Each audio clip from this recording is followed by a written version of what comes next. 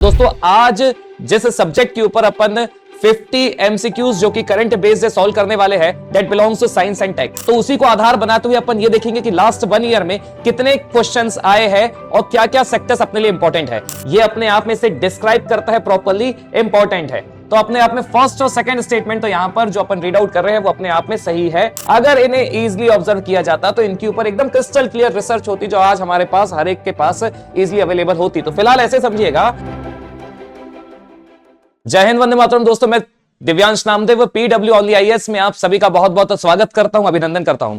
और दोस्तों आज जिस सब्जेक्ट के ऊपर अपन 50 एमसीक्यूज जो कि करंट बेस्ड सॉल्व करने वाले हैं that belongs to science and tech. Science and tech अपने आप में बहुत इंपॉर्टेंट सेक्टर होता है यूपीएससी में, और ज्यादातर इसमें जो क्वेश्चंस इन्वॉल्व रहते हैं या ज्यादातर जो क्वेश्चंस आते हैं वो स्टैटिक नेचर के होते हैं। वो भी इसलिए क्योंकि साइंस एंड टेक अपने आप में बहुत ही ज्यादा कंसेप्चुअल रहता है, प्रिंसिपल्स पर काम करता है। तो उसी को आधार बनाते हुए अपन ये देखेंगे कि लास्ट 1 ईयर में कितने क्वेश्चंस आए हैं और क्या क्या सेक्टर्स अपने लिए इंपॉर्टेंट है। तो आइए सबसे पहले तो अपन इस सीरीज को स्टार्ट करते हैं अपने फर्स्ट एमसीक्यू के साथ जो आपकी स्क्रीन पर है।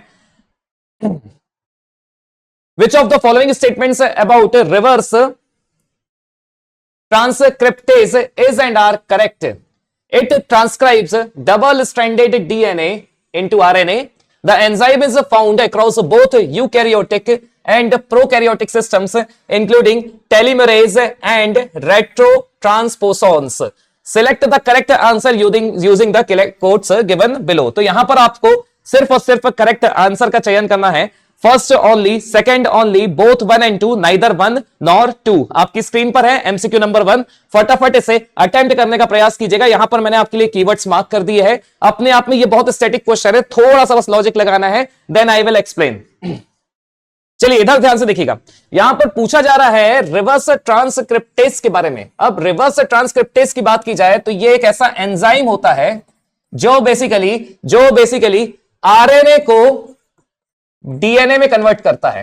तो अब आप समझिएगा, नॉर्मल प्रोसेस होती है उसमें जो फ्लो होता है वो डीएनए टू आरएनए होता है। जो नॉर्मल ट्रांसक्रिप्शन होता है, मैं उसकी बात कर रहा हूं, उसमें जो फ्लो होता है वो डीएनए से आरएनए होता है। अब अपने आप में अगर रिवर्स ट्रांसक्रिप्टेज ही नाम में आ रहा है और उसके नाम के आगे रिवर्स आ रहा है तो दैट मींस कि यहां पर जो फ्लो होगा that will be from RNA to DNA. तो यहां पर अगर फर्स्ट स्टेटमेंट बोल रहा है it transcribes double stranded DNA into RNA, तो अपने आप में यह स्टेटमेंट हो जाता है गलत। और वहीं अगर सेकंड स्टेटमेंट की बात की जाए तो सेकंड स्टेटमेंट रीड कर रहा था enzyme is found across both eukaryotic prokaryotic system including telomerase and retrotransposons. तो अपने आप में ये उसका फीचर है जो कि बिल्कुल सही है। तो अपने आप में जो फर्स्ट एमसीक्यू का जो करेक्ट ऑप्शन हो जाएगा दैट विल बी 2 ओनली। बस आपको ये याद रखनी है जो उसकी नॉर्मल प्रोसेस होती है according to the question asked. चलिए अब अपन नेक्स्ट क्वेश्चन की तरफ चलते हैं।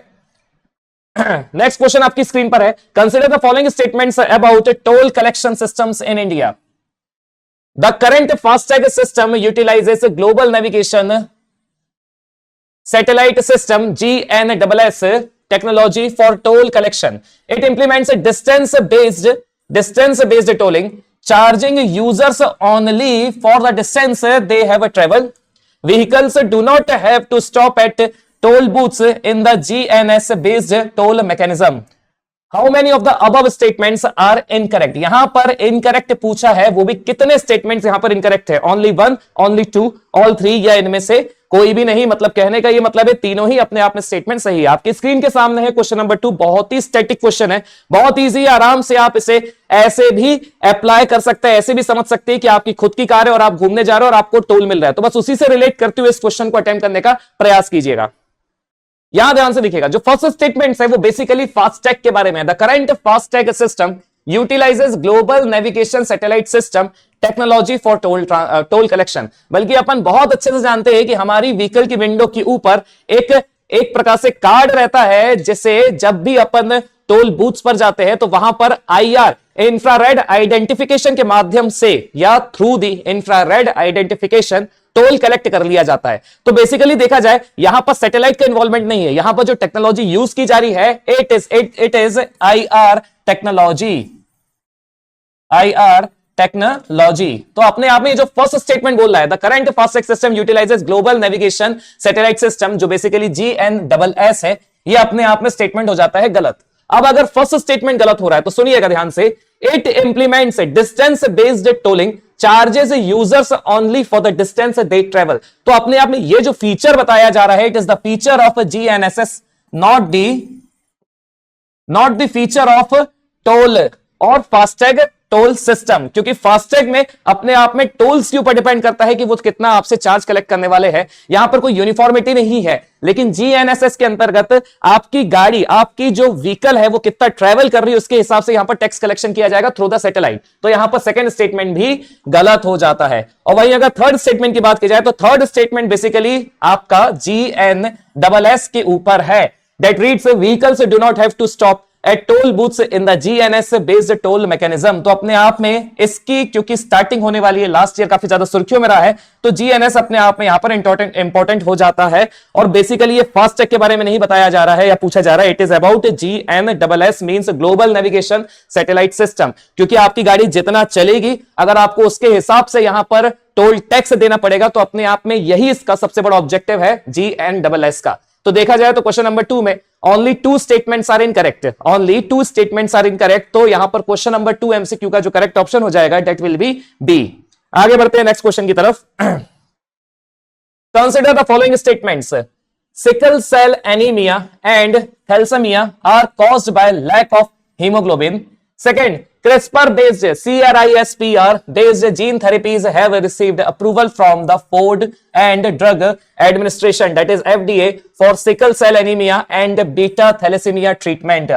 Which of the above statements are correct? यहाँ पर कितने statements आपके सही है? 1 only, 2 only, both 1 and 2, neither 1 nor 2. आपकी स्क्रीन के सामने क्वेश्चन नंबर 3, ये भी अपने आप में स्टैटिक है। लेवल जो देखा जाए मॉडरेट से टफ अपन बोल सकते हैं, लेकिन फिर भी इजी नहीं है, अपने आप में इसे अटेम्प्ट करने का प्रयास कीजिएगा। चलिए इधर ध्यान से देखिएगा, जो फर्स्ट स्टेटमेंट रीड करता है सिकल सेल एनीमिया और thalassaemia are caused by lack of haemoglobin, तो याद ये रखना है कि इसका सिर्फ एक कारण ये नहीं है कि it is caused by the lack of haemoglobin, बल्कि जो म्यूटेशन हो जाते हैं, है ना, जो म्यूटेशन हो जाते हैं जिसके कारण हीमोग्लोबिन में इम्पैक्ट पड़ता है, उसके कारण सिकल सेल एनीमिया और थैलेसीमिया हमें ये जो डिसीज होती है वो कॉज करती है। तो एक प्रकार से फर्स्ट स्टेटमेंट अगर ये रीड कर रहा है it is caused by the lack of haemoglobin, तो ये अपने आप में गलत हो जाता है, क्योंकि it is caused by the mutation that happens in the haemoglobin factor अपन बोल सकते हैं। तो यहां पर फर्स्ट स्टेटमेंट तो अपना पूरा का पूरा यहां पर गलत हो रहा है। वही सेकंड स्टेटमेंट की बात की जाए तो ये क्रिस्पर बेस्ड जीन थेरेपी की बात कर रहा है, और CRISPR based gene therapy last year का एक सबसे बड़ा अचीवमेंट था सिकल सेल एनीमिया और थैलेसीमिया जैसी डिसीजेस को काउंटर करने के लिए। तो ये अपने आप में second statement, it's basically the objective of sickle cell, it's basically the objective of CRISPR based gene therapies. तो यहां पर जो पूछा गया ना, how many of the above statements are correct, कितने करेक्ट है, तो सेकंड स्टेटमेंट एक बार फिर से रीड करते हैं, CRISPR based gene therapies have received approval from the Food and Drug Administration for sickle cell anaemia and beta thalassaemia treatment. तो यहां पर रिस्पॉन्सिबल अथॉरिटी भी सही है, फूड एंड ड्रग एडमिनिस्ट्रेशन, तो अपने आप में सेकंड स्टेटमेंट हो जाता है सही। तो अगर थर्ड क्वेश्चन की बात की जाए, एमसीक्यू की बात की जाए, तो थर्ड एमसीक्यू का जो करेक्ट ऑप्शन हो रहा है डेट विल बी 2 ओनली, मतलब बी। आगे बढ़ते हैं, नेक्स्ट क्वेश्चन की तरफ चलते हैं।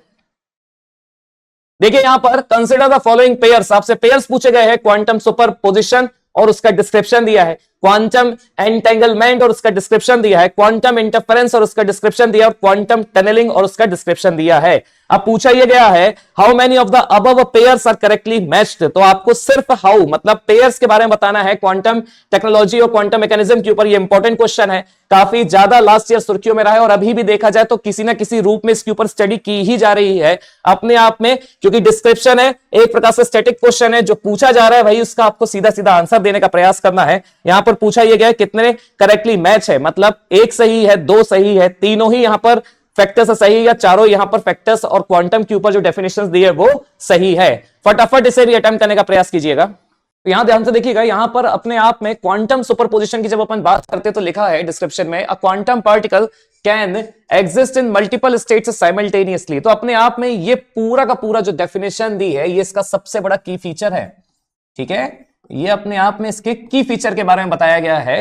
वहीं अपने आप में अगर सेकंड स्टेटमेंट की बात की जाए, quantum entanglement, particles interact in such a way that the state of one particle is correlated with the state of another regardless of the distance between them. तो अपने आप में ये भी एक प्रकार से क्वांटम एंटेंगलमेंट का एक बिजायर फिनोमिनन है, ये अपने आप में इसे डिस्क्राइब करता है प्रॉपर्ली, इंपॉर्टेंट है। तो अपने आप में फर्स्ट और सेकंड स्टेटमेंट तो यहां पर जो अपन रीड आउट कर रहे हैं वो अपने आप में सही है according to the quantum superposition description and quantum entanglement description. वही अगर थर्ड स्टेटमेंट की बात की जाए क्वांटम इंटरफेरेंस, तो ये रीड कर रहा है quantum particles interact physically in ways such that the quantum state of each can be described independently. तो अपने आप ये जो है ना, आप इस शब्द का मतलब समझिए, क्वांटम इंटरफेरेंस मतलब जब तक ओवरलैपिंग नहीं होगी और ओवरलैपिंग होने के कारण जो प्रोबेबल एम्पलीट्यूड रहेगा, मतलब जो भी प्रोबेबल एम्पलीट्यूड इसके द्वारा बनाया जाएगा, जब तक उसका ओवरऑल वहां पर कंसेप्ट क्लियर नहीं हो जाता है, प्रॉपर एक आउटकम जनरेट नहीं हो जाता है, तब तक इनको डिस्क्राइब नहीं किया जा सकता, वो भी इंडिपेंडेंटली। तो अपने आप में ये जो थर्ड स्टेटमेंट है वो हो जाता है गलत। वहीं अगर फोर्थ स्टेटमेंट की बात की जाए तो ये भी देखिए, क्वांटम टनलिंग की अगर बात की जाए तो टनलिंग का कंसेप्ट ही आपको समझ में आ रहा होगा। By tunnelling means wave like nature of quantum particles causing their probability amplitude to the interact or causing their probability amplitudes to interact। तो अपने आप में फोर्थ स्टेटमेंट भी यहां पर पार्शियली या फिर बोलना चाहिए लार्जली करेक्ट है। अब अगर ऑप्शंस की बात की जाए तो यहां पर पूछा गया है कि how many of the pairs are correctly match, how many मतलब कितने हैं सही। तो यहां पर क्योंकि 1, 2 एंड फोर्थ स्टेटमेंट सही है तो अपन बोल सकते हैं only 3 pairs are correctly match. तो आपका ये फोर्थ नंबर का एमसीक्यू का जो करेक्ट ऑप्शन हो जाएगा डेट विल बी सी। आगे बढ़ते हैं। What is the Amaterasu particle? तो ये देखिए यहां पर Amaterasu particle recently in the news, क्या है आखिर ये? First, a subatomic particle capable of faster than the light travel, a high energy cosmic ray originating from empty part of the universe, then a newly discovered particle hypothesized to create a black holes, a gamma ray detected from a collapsing star within the Milky Way galaxy। अपने आप में बहुत static question है आपकी screen के सामने, question number 5। इसे बहुत आराम से अटेम्प्ट करने का प्रयास कीजिएगा। आपने इसे कहीं ना कहीं तो सुना ही होगा, अमाटेरसु पार्टिकल। फटाफट अटेम्प्ट करने का प्रयास कीजिए। यहां ध्यान से देखिएगा, अगर स्टेटमेंट्स की बात की जाए तो सबसे पहले तो अमाटेरसु पार्टिकल के ऊपर लास्ट ईयर ही यूएसए के उतहा में एक स्टडी की गई थी, यूएसए के उतहा। अब बात करिएगा, इसे बोला यह जाता है कि इट इज द हाईली और the most energised cosmic rays of the universe. तो यहां पर अगर देखा जाए जो स्टेटमेंट यहां पर मैच कर रहा है अमाटेरसु पार्टिकल से related, that will be a high energy cosmic रे originating from empty part of the universe. तो यहां पर अपने आप में ये इसका सबसे बड़ा फीचर ही डिस्क्राइब कर रहा है। तो क्वेश्चन नंबर 5 का जो करेक्ट ऑप्शन हो जाएगा दैट विल बी डी। आगे बढ़ते हैं, नेक्स्ट क्वेश्चन की तरफ चलते हैं फटाफट। देखिए यहां पर the dragon fly rotorcraft mission के बारे में पूछा गया है। देखिए कीवर्ड मैं आपके लिए मार्क कर देता हूं, the dragon fly rotorcraft mission which will be carried out by NASA in 2028 will land on the which of the following celestial body. बहुत इंपॉर्टेंट है, बहुत ही बेसिक इजी क्वेश्चन है, एक बार में इसे अटेम्प्ट करने का प्रयास कीजिएगा। काफी ज्यादा ये सुर्खियों में रहा है last year science and technology के सेक्टर में। आपसे सीधा सीधा पूछा गया है ड्रैगन फ्लाई रोटरक्राफ्ट मिशन के बारे में कि ये किस सेलेस्टियल बॉडी पे लैंड करेगा, सेरेस, यूरोपा, वेस्टा या टाइटन। आपकी स्क्रीन के सामने है क्वेश्चन नंबर 6। बहुत आराम से इसे इत्मीनान से अटेम्प्ट करने का प्रयास कीजिएगा। तो देखिए जब अपन ड्रैगन फ्लाई रोटरक्राफ्ट मिशन की बात करते हैं तो ये टाइटन पर लैंड होने वाला है। और अगर टाइटन की बात करेंगे तो it is the largest moon of Saturn consider किया जाता है, ताकि इसके एटमॉस्फेयर के रिगार्डिंग पूरी स्टडी की जा सके। वहां पर क्या मीथेन है, क्या उसका कंपोजिशन है, मीथेन का, इथेन का, पूरा इसको प्रॉपर स्टडी किया जा सके। और ये मिशन को नासा 2028 में लॉन्च करेगा। That is a dragon fly rotorcraft mission. कहां पर लैंड होने वाला है? टाइटन। बहुत बेसिक क्वेश्चन है, ज्यादा इसमें अपन को समझने की आवश्यकता नहीं है फिलहाल। तो अपने आप में क्वेश्चन नंबर 6 एमसीक्यू की अगर बात की जाए तो जो करेक्ट ऑप्शन होगा दैट विल बी डी। आगे बढ़ते हैं, नेक्स्ट 7th क्वेश्चन की तरफ चलते हैं। In the context of astrophysics the term Lal, Mursan and Hilsa were recently seen in the news. बहुत इजी क्वेश्चन है ये भी। Lal, Mursan and Hilsa were recently seen in the news. First आपके लिए ऑप्शन है new dark planet discovered in the Kuiper belt, new asteroids discovered in the asteroid belt, or newly discovered craters on Mars than 3 among the 62 discovered moons of the Saturn। आपकी screen के सामने है question number 7। Easy question है, एक बार में आपसे बन सकता है, बहुत आराम से इसे भी अटेम्प्ट करने का प्रयास कीजिएगा। आपकी स्क्रीन के सामने क्वेश्चन नंबर 7। तो इधर ध्यान रखिएगा, जब अपन लाल, मुर्सन और हिल्सा की बात करते हैं तो बेसिकली लाल रिप्रेजेंट देवेंद्र लाल, देवेंद्र लाल जिनका बहुत बड़ा रोल रहा है ना, पर्टिकुलरली रिसर्च फैक्टर में in the field of astrophysics. वहीं अगर मुर्सा एंड हिल्सा की बात की जाए तो these are the towns located in UP and Bihar, UP and Bihar. तो आप समझ सकते हैं कि अपने आप में ये क्वेश्चन क्यों इंपॉर्टेंट हो जाता है, क्योंकि इसका पूरा का होल सोल कॉन्टेक्स्ट जो है वो इंडिया से रिलेटेड ही है। अब है क्या ये, these are the newly discovered craters on Mars. तो आपका 7th नंबर का जो क्वेश्चन है उसका जो करेक्ट ऑप्शन हो जाएगा डेट विल बी सी। आगे बढ़ते हैं, नेक्स्ट क्वेश्चन की तरफ चलते हैं। Which of the following statements about the Axiom 4 mission and the Gaganyaan are correct? The Axiom 4 mission will transport Indian astronauts to the ISS as part of NASA's 4th private astronaut mission. Then the Gaganyaan mission will mark India as the 4th nation to achieve human space flight capability following Russia, US and Japan. The Axiom 4 mission will be launched using a launch vehicle developed by the ISRO. Select the correct answer using the quotes given below. तो यहां पर directly आपको codes पूछे गए हैं, 1 only, 1 and 3, 2 and 3 and 1 2 3 correct आपसे पूछा गया है। फटाफट इसे भी अटेम्प्ट करने का प्रयास कीजिएगा, बहुत ही इंपॉर्टेंट है ये। अपन ने अपनी डेली करंट अफेयर्स की सीरीज में भी इसे कवर करने का प्रयास किया था। बहुत इजी स्टैटिक क्वेश्चन है, एक बार में आपसे बन सकता है। तो देखिएगा फर्स्ट स्टेटमेंट क्या रीड करता है, the Axiom 4 mission will transport Indian astronauts to the ISS as part of NASA's 4th private astronaut mission. तो ये बिल्कुल सही है।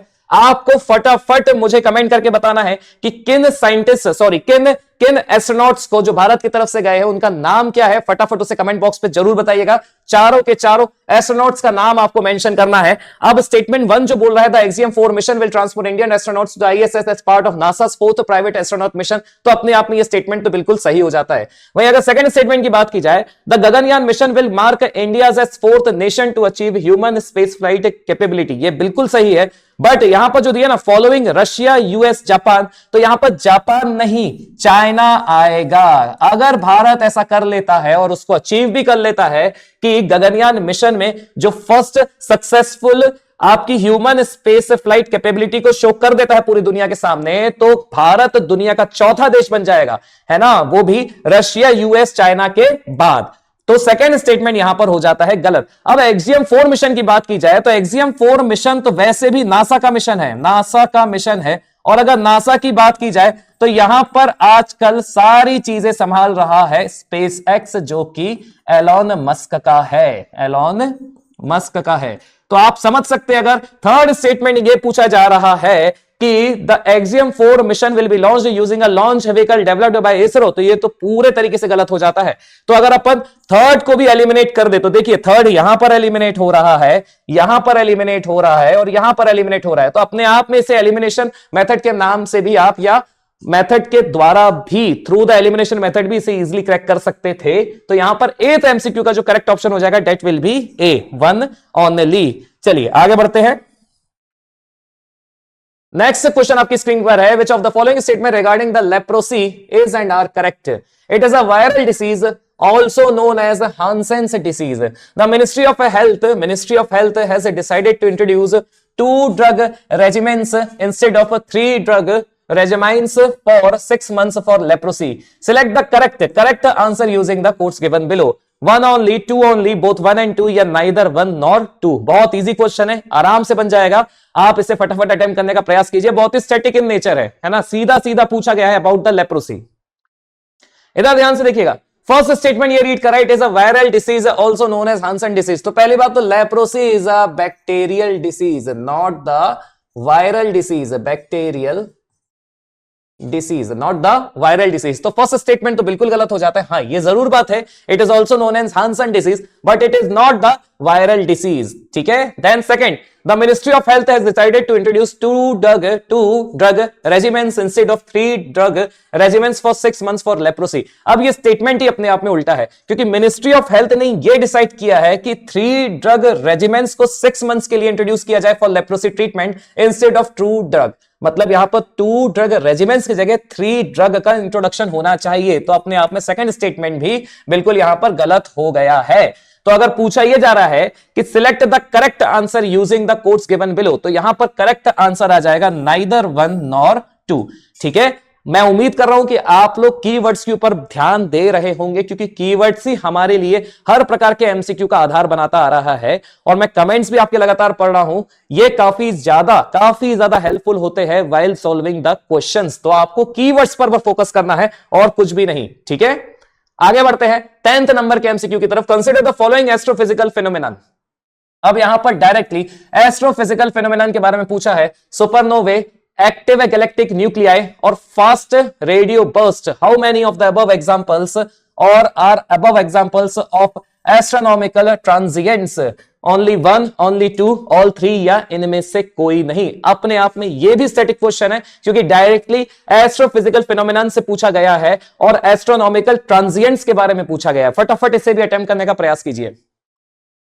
तो पहली बात तो इस टर्मिनोलॉजी को समझेगा। How many of the above are examples of astronomical transients? तो ट्रांजिएंट्स को एक प्रकार से अपन बोल सकते हैं कि जब भी सडन ब्राइटनिंग होता है, जब भी स्पेस में सडन ब्राइटनिंग होता है, फिर भले ही वो बर्स्ट के कारण हो या फिर किसी एक पर्टिकुलर इवेंट के कारण हो, तो उसे एस्ट्रोनॉमिकल ट्रांजिएंट्स कहा जाता है। तो अगर बात की जाए फास्ट रेडियो बर्स्ट, तो ये तो बिल्कुल सही हो जाएगा, क्योंकि इसके कारण भी कई बार सडन ग्लेयर्स हमें स्पेस में देखने को मिलते हैं। और वहीं अगर एक्टिव गैलेक्टिक न्यूक्लियाई और सुपरनोवी की बात की जाए, तो ये अपने आप में वो फिनोमेनन होते हैं जो पहली बात तो स्पेस में अचानक से दिखते हैं, देन दे डिसअपीयर। और ट्रांजिएंट का मीनिंग भी यही होता है कि ऐसा फिनोमेना जो सडन ब्राइट होता है, सडन ब्राइटर होता है due to any type of activity, फिर भले उसमें बर्स्ट हो रहा हो या फिर किसी चीज का कोलिजन हो रहा हो या फिर वो खुद ही अपने आप में एक प्रकार से ब्राइट होने के बाद डिसअपीयर हो जाए। तो ये जो ब्राइट एंड डिसअपीयर का फीचर होता है, इट इज कॉल्ड ट्रांजिएंट्स। और यही तीनों, ये जो सुपरनोवा है, active galactic nuclei and fast radio burst है,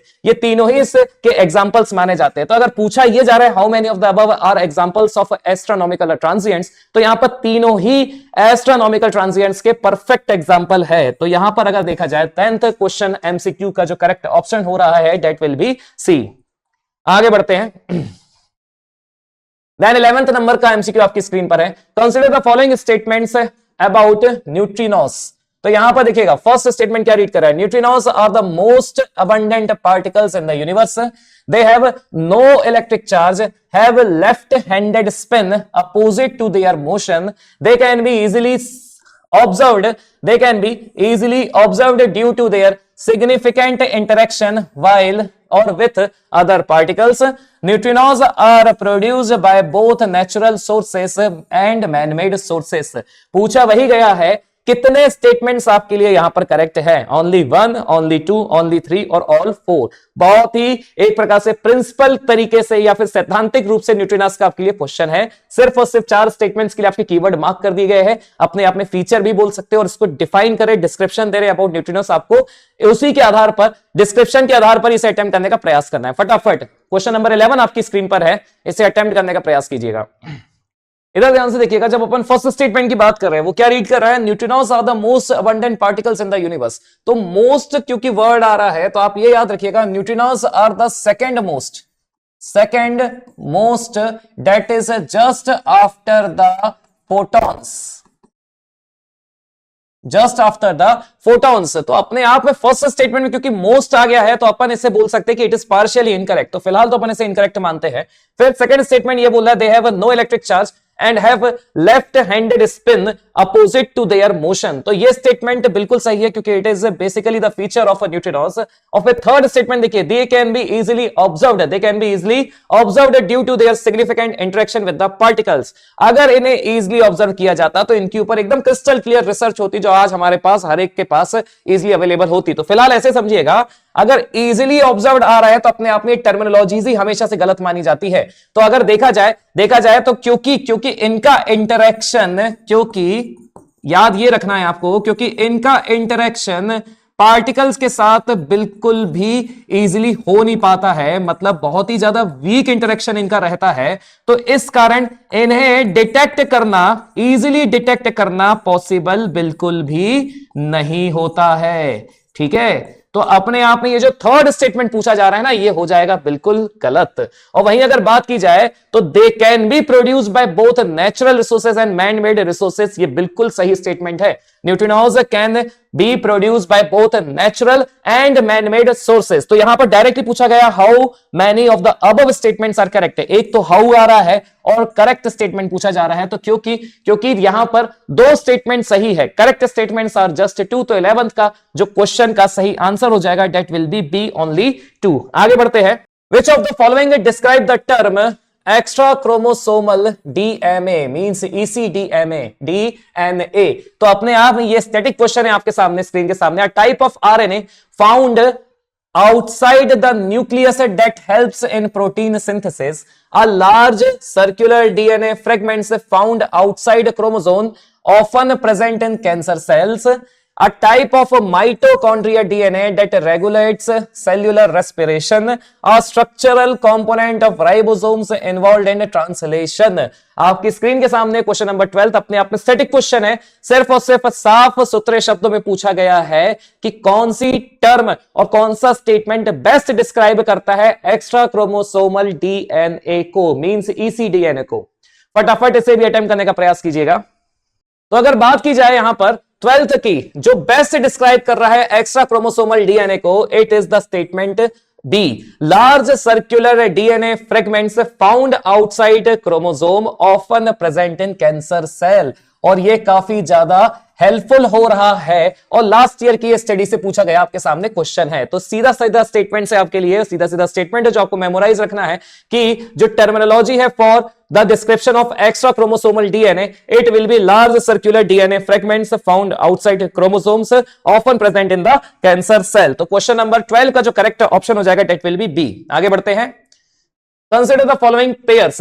यहां पर वैक्सीन के बारे में पूछा गया है और डिस्क्रिप्शन के बारे में पूछा गया है। For example Cervavac vaccine, quadrivalent HPV vaccine for girls, Havisure vaccine, 2 dose vaccine for hepatitis C, और फिर ChAdOx1 Nipah mRNA vaccine for the general public being developed by the university of Oxford. फिर से यहां पर क्योंकि correctly match statements के बारे में पूछा गया है कि कितने स्टेटमेंट्स यहां पर करेक्टली मैच है, 1 ओनली, 1 एंड 2, 1 एंड 3 या फिर 2 एंड 3 ओनली। देख के ही समझ में आ रहा है कि एक ना एक स्टेटमेंट तो यहां पर बिल्कुल भी गलत आपको देखने को मिलेगा, है ना। तो फटाफट उसी लॉजिक को ध्यान में रखते हुए अटेम्प्ट करने का प्रयास कीजिएगा। आपकी स्क्रीन के सामने है क्वेश्चन नंबर 13। अब देखिए, अगर फर्स्ट वैक्सीन की बात की जाए तो सर्वावैक और सर्वावैक वैक्सीन, इसको ध्यान से देखिएगा। ये इसलिए सुर्खियों में है क्योंकि ये इंडिया की फर्स्ट इंडिजीनियस वैक्सीन मानी जा रही है और बेसिकली इसे HPV vaccine specially for the girls plus womens के लिए ही बनाया गया है। और अगर एचपीवी की बात की जाए ना तो एचपीवी मतलब ह्यूमन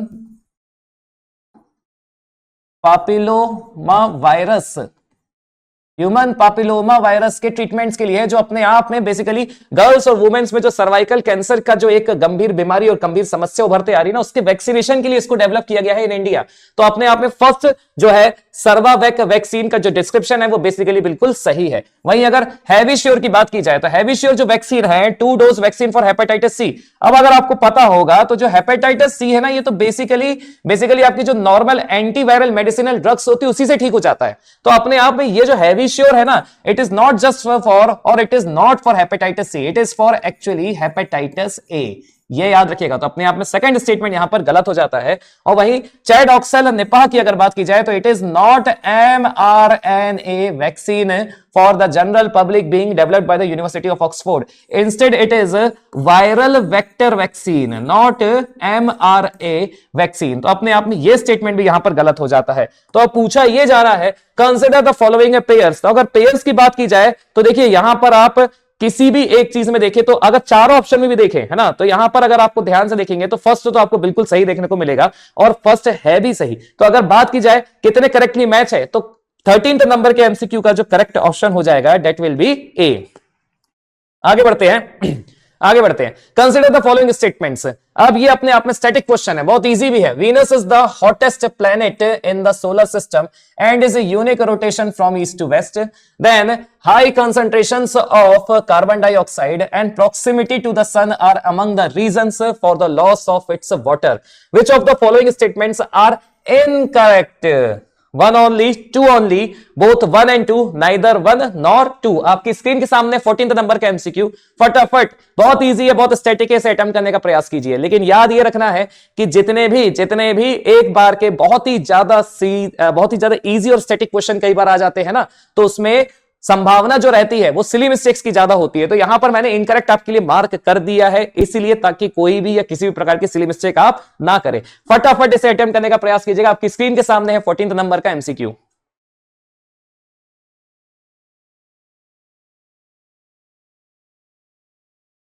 यहां देखिएगा फर्स्ट स्टेटमेंट क्या रीड कर रहा है, Venus is the hottest planet in the solar system and is unique in rotation from east to west. ये तो बेसिक प्रॉपर्टी है वीनस की, हम सब बचपन से पढ़ते आ रहे हैं वीनस के बारे में। अब हॉटेस्ट प्लैनेट है तो फिर कैसे high concentrations of carbon dioxide and proximity to the sun are among the reasons for the loss of its water. तो ये भी इसका अपने आप में एक फीचर हो जाएगा। हॉटेस्ट प्लैनेट है, प्रॉक्सिमिटी टू द सन मतलब क्लोजेस्ट टू द सन है, तो जो लॉस ऑफ वाटर का क्राइटेरिया वो यहां पर फुलफिल वैसे भी नहीं होता है। ठीक है, तो अपने आप में 1 and 2 both statements are correct. यहां पर करेक्ट स्टेटमेंट पूछा है, लेकिन क्वेश्चन में आपका इनकरेक्ट स्टेटमेंट पूछा है। तो यहां पर अगर देखा जाए तो क्योंकि दोनों ही सही है, तो 14th नंबर एमसीक्यू का जो करेक्ट ऑप्शन हो जाएगा that will be neither 1 nor 2। आगे बढ़ते हैं, नेक्स्ट एमसीक्यू की तरफ चलते हैं। Consider the following space mission MAVEN, Curiosity rover, InSight, Perseverance rover, Da Vinci, Tianwen one और Veritas. Which among the above are space missions to Mars? अब ये तो सबसे ज्यादा सुर्खियों में रहने वाले आपके स्पेस मिशंस थे जो लास्ट ईयर से लेकर अब तक सुर्खियों में बने हुए हैं, और हर एक अपने आप में स्पेस मिशन का आने वाले टाइम में कोई ना कोई एक फ्लाइट होने ही वाली है।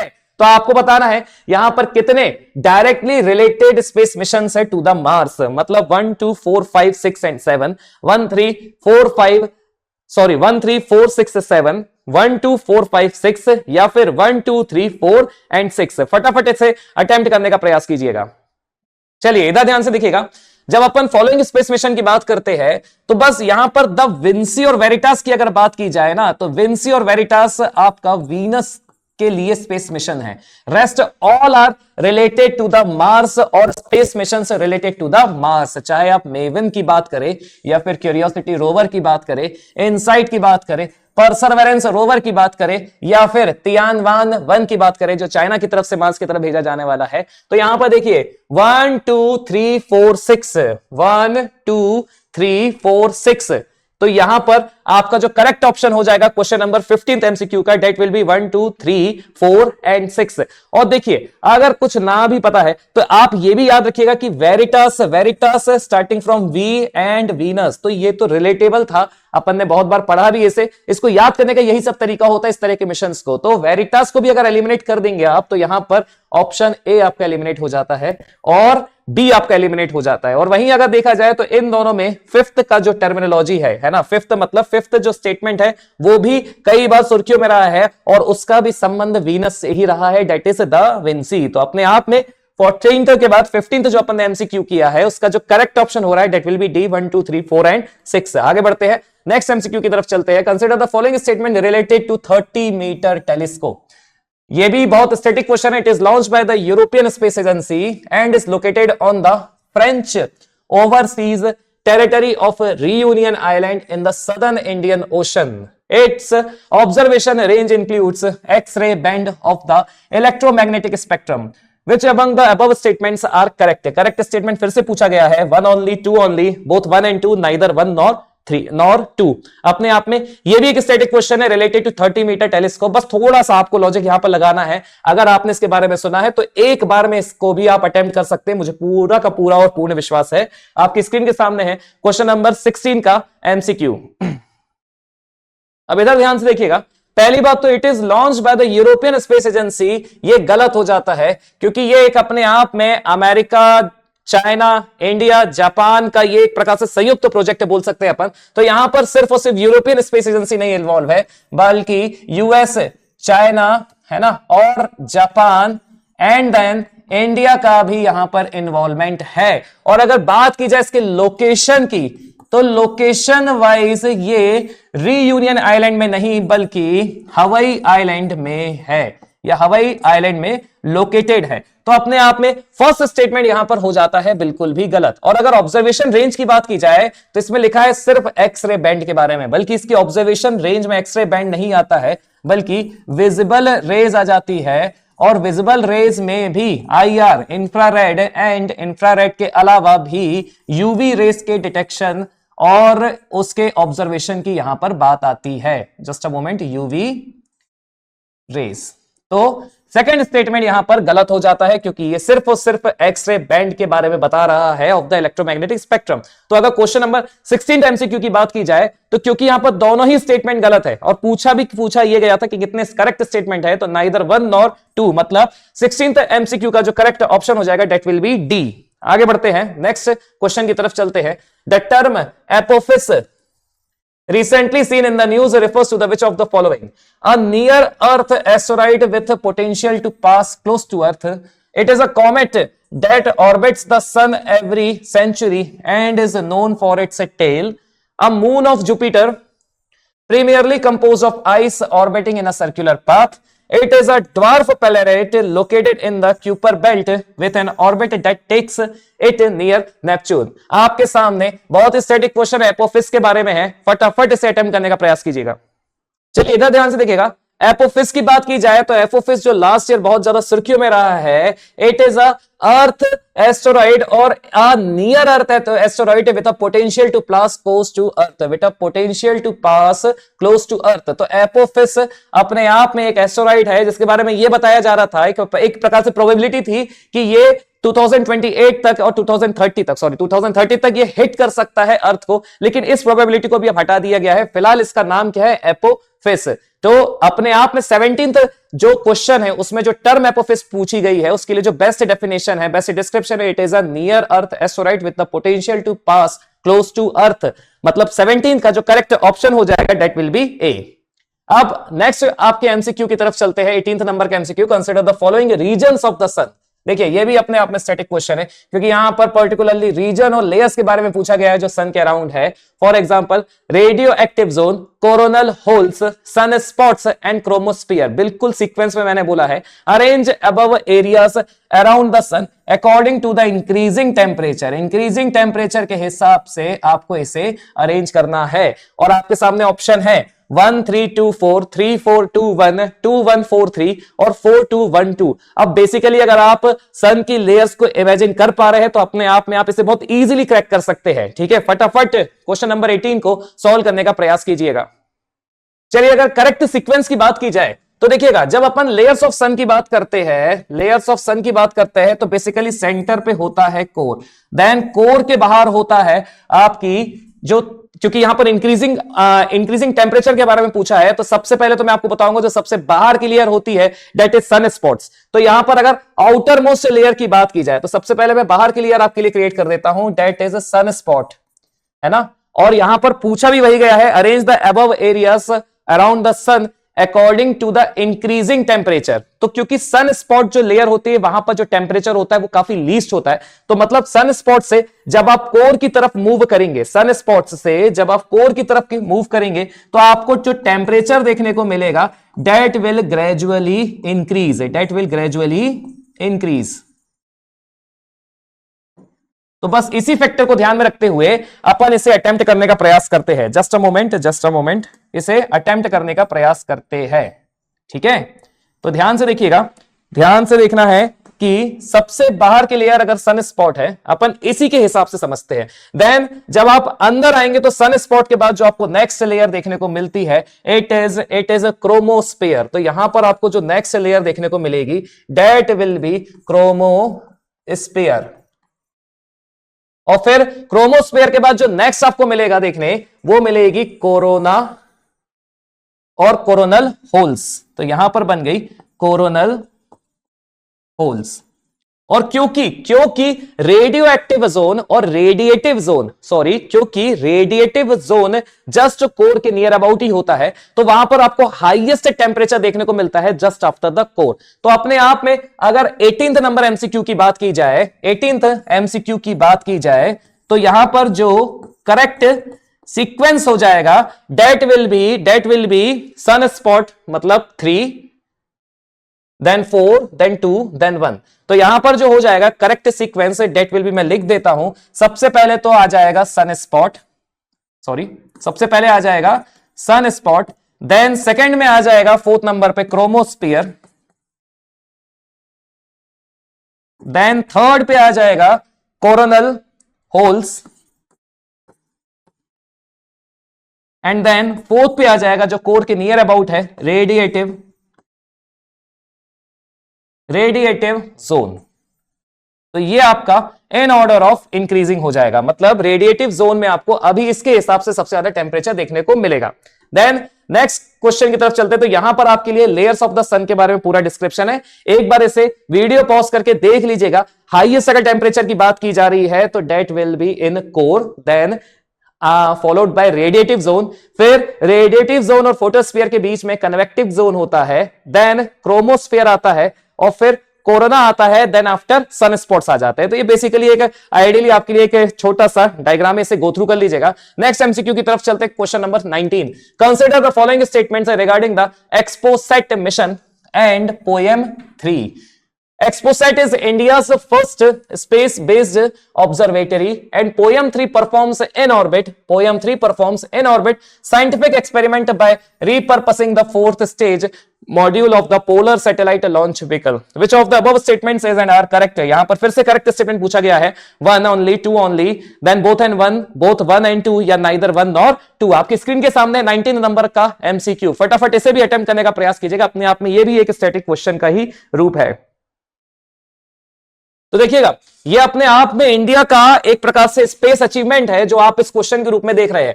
XPoSat is India first space based laboratory, जिसे 1 जनवरी को 2024 में स्टैब्लिश किया गया था। अपने आप में ये बहुत बड़ा अचीवमेंट था जो भारत की तरफ से अचीव किया गया था, तो अपने आप में ये तो इंपॉर्टेंट हो जाता है। और वहीं अगर पोएम 3 की बात की जाए तो पोएम आप समझेगा, poem means PSLV, poem means PSLV, और OEM ऑब्जर्वेटरी एक्सपेरिमेंट मॉड्यूल की अगर बात की जाए तो अपने आप में ये इसका फुल फॉर्म हो जाता है। तो यहां पर पोएम 3 जो है, POEM 3 performs in orbit scientific experiment by repurposing the fourth stage module of the polar satellite launch vehicle. तो अपने आप में ये भी उसका एक फीचर है रिगार्डिंग द पोएम 3। तो अपने आप में अगर पूछा दिया जा रहा है कि which of the above statements are correct, तो क्योंकि दोनों ही स्टेटमेंट यहां पर बिल्कुल सही है, दोनों ही स्टेटमेंट यहां पर बिल्कुल सही है, तो 19th नंबर का एमसीक्यू का जो करेक्ट ऑप्शन हो जाएगा, that will be both 1 and 2, क्योंकि ये फीचर बता रहा है about the XPoSat and POEM 3। तो technically it is telling about the feature और एक इंडिया का अचीवमेंट बता रहा है। तो अपने आप में बहुत स्टैटिक क्वेश्चन है,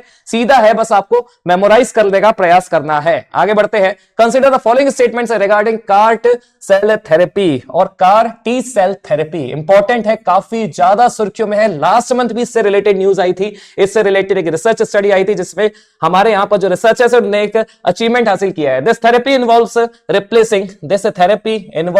replacing T sales with new healthy ones in the laboratory to improve their ability to target and destroy cancer cells. Then second statement, CAR T therapy enhances immunogenic memory and enables ongoing surveillance of the cancer lesions.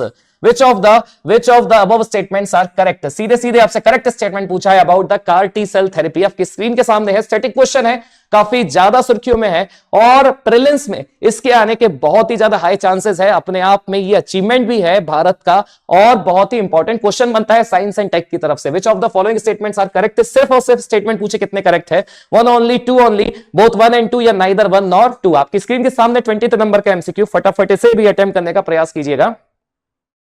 तो पहली बात तो अगर car T cell therapy की अगर बात की जाए ना, तो यहां देखिए फर्स्ट स्टेटमेंट क्या बोल रहा है, this therapy involves replacing T cell with new healthy ones in the laboratory to improve their ability to target and destroy cancer cell। अपने आप में इसी स्टेटमेंट को समझने का प्रयास कीजिएगा। पहली बात तो सारे जो पूछा जा रहा है, this therapy involves replacing T cells with new healthy ones, तो यहां पर पूरा का पूरा रिप्लेसमेंट नहीं होता है under the CAR T cell therapy. सिर्फ कुछ चुनिंदा सेल्स को टारगेट किया जाता है और फिर उन्हें हेल्दी वंस बनाया जाता है using the CAR T cell therapy, और फिर उस पूरी प्रोसेस को फिर से इंड्यूस कर दिया जाता है आपकी बॉडी में ताकि कैंसर सेल्स को डिस्ट्रॉय किया जा सके, ताकि जो कैंसर सेल के अगेंस्ट में फाइट कर रहे हैं सेल्स, उनके अंदर एबिलिटी बढ़ाई जा सके और फिर फर्दर कैंसर सेल्स को पूरे तरीके से डिस्ट्रॉय किया जाता है। तो यहां पर जो स्टेटमेंट है रिगार्डिंग की T cells with new healthy ones पूरे लेबोरेटरी में उससे रिप्लेस कर दिया जाता है, तो अपने आप में ये स्टेटमेंट हो जाता है गलत, क्योंकि यहां पर replacing T cells with new healthy ones in the laboratory नहीं आएगा। सिर्फ टारगेटेड सेल्स को रिप्लेस किया जाता है और उन्हें इम्यून किया जाता है, उनकी एबिलिटी को बढ़ाया जाता है और फिर उसे वापस इंड्यूस किया जाता है to fight against the cancer cells. तो यहां पर यह स्टेटमेंट तो हो जाता है गलत। वहीं अगर car T therapy enhances immunogenic memory, देखिए car T therapy enhances immunogenic memory and enables ongoing surveillance of the cancer lesions, तो ये तो अपने आप में इसका प्रिंसिपल है, फीचर है, तो ये इंपॉर्टेंट हो जाता है। सेकंड स्टेटमेंट अपने आप में सही है। अब अगर बात की जा रही है 20th नंबर एमसीक्यू का, कितने स्टेटमेंट्स और which of the above statements are correct, तो क्योंकि सिर्फ सेकंड स्टेटमेंट इज राइट, तो करेक्ट ऑप्शन हो जाएगा 20th नंबर एमसीक्यू का बी, मतलब 2 ओनली। आगे बढ़ते हैं। Which among the following is not an assisted reproductive technology, मतलब आर्ट। असिस्टेड रिप्रोडक्टिव टेक्नोलॉजी इनमें से कौन सी नहीं है? Zeno transplantation, cryo preservation, intracytoplasmic sperm injection और प्री इंप्लांटेशन जेनेटिक टेस्टिंग। आपकी स्क्रीन के सामने सीधा सीधा असिस्टेड रिप्रोडक्टिव टेक्नोलॉजी आर्ट से रिलेटेड क्वेश्चन है। बहुत ही ज्यादा इसके ऊपर साइंस एंड टेक से रिलेटेड एडिटोरियल्स आए थे, रिसर्च केसेस आए थे, इंपॉर्टेंट है, बहुत ही ज्यादा इंपॉर्टेंट है। आपकी स्क्रीन के सामने है क्वेश्चन नंबर 21 और रिलेटेड उसके ऑब्जेक्टिव्स। फटाफट इसे भी अटेम्प्ट करने का प्रयास कीजिएगा, आप इजीली इस क्वेश्चन को एलिमिनेट कर सकते हैं। देखिए अगर सबसे पहले ही ऑप्शन की बात की जाए ज़ेनो ट्रांसप्लांटेशन की, तो ज़ेनो ट्रांसप्लांटेशन क्या होता है, मतलब transforming of one cell of one species to the other species. तो यहां पर सिर्फ ट्रांसफॉर्मेशन की बात आ रही है कि आप ट्रांसफॉर्मेशन कर रहे हैं तो अपने आप में एक स्पीशीज से दूसरी स्पीशीज की तरफ जा रहे हैं। तो अपने आप में ये जो फर्स्ट स्टेटमेंट है ये तो इसको बिल्कुल भी मैच नहीं करता है, क्योंकि इसमें पूछा ही गया है which among the following is not an assisted reproductive technology. तो फर्स्ट स्टेटमेंट आपका फिलहाल तो यहां पर गलत हो रहा है। और जब आप असिस्टेड रिप्रोडक्टिव टेक्नोलॉजी में सिर्फ रिप्रोडक्टिव को ही आधार बनाते हैं ना, तो देखिए क्रायो प्रिजर्वेशन अपने आप में स्टेटमेंट से मैच करता है रिलेटेड टू द रिप्रोडक्शन, और फिर इंट्रासाइटोप्लाज्मिक स्पर्म इंजेक्शन भी आपका यहां पर रिलेटेड टू रिप्रोडक्टिव मैच करता है, और फिर प्री इंप्लामेंटेशन जेनेटिक टेस्टिंग, तो जेनेटिक टेस्टिंग भी आपका रिप्रोडक्टिव से ही रिलेट करता है। तो यहां पर तीनों टर्मिनोलॉजी तो वैसे भी रिलेटेबल है। वहीं अगर ज़ेनो ट्रांसप्लांटेशन की बात की जाए तो उसे अभी डिफाइन किया है, तो अपने आप में क्वेश्चन नंबर 21 का जो करेक्ट आंसर बनता है दैट विल बी ए। आगे बढ़ते हैं, नेक्स्ट क्वेश्चन की तरफ चलते हैं। The Hiroshima AI process recently seen in the news was launched by which of the following organizations? Important है, काफी ज्यादा सुर्खियों में रहा है।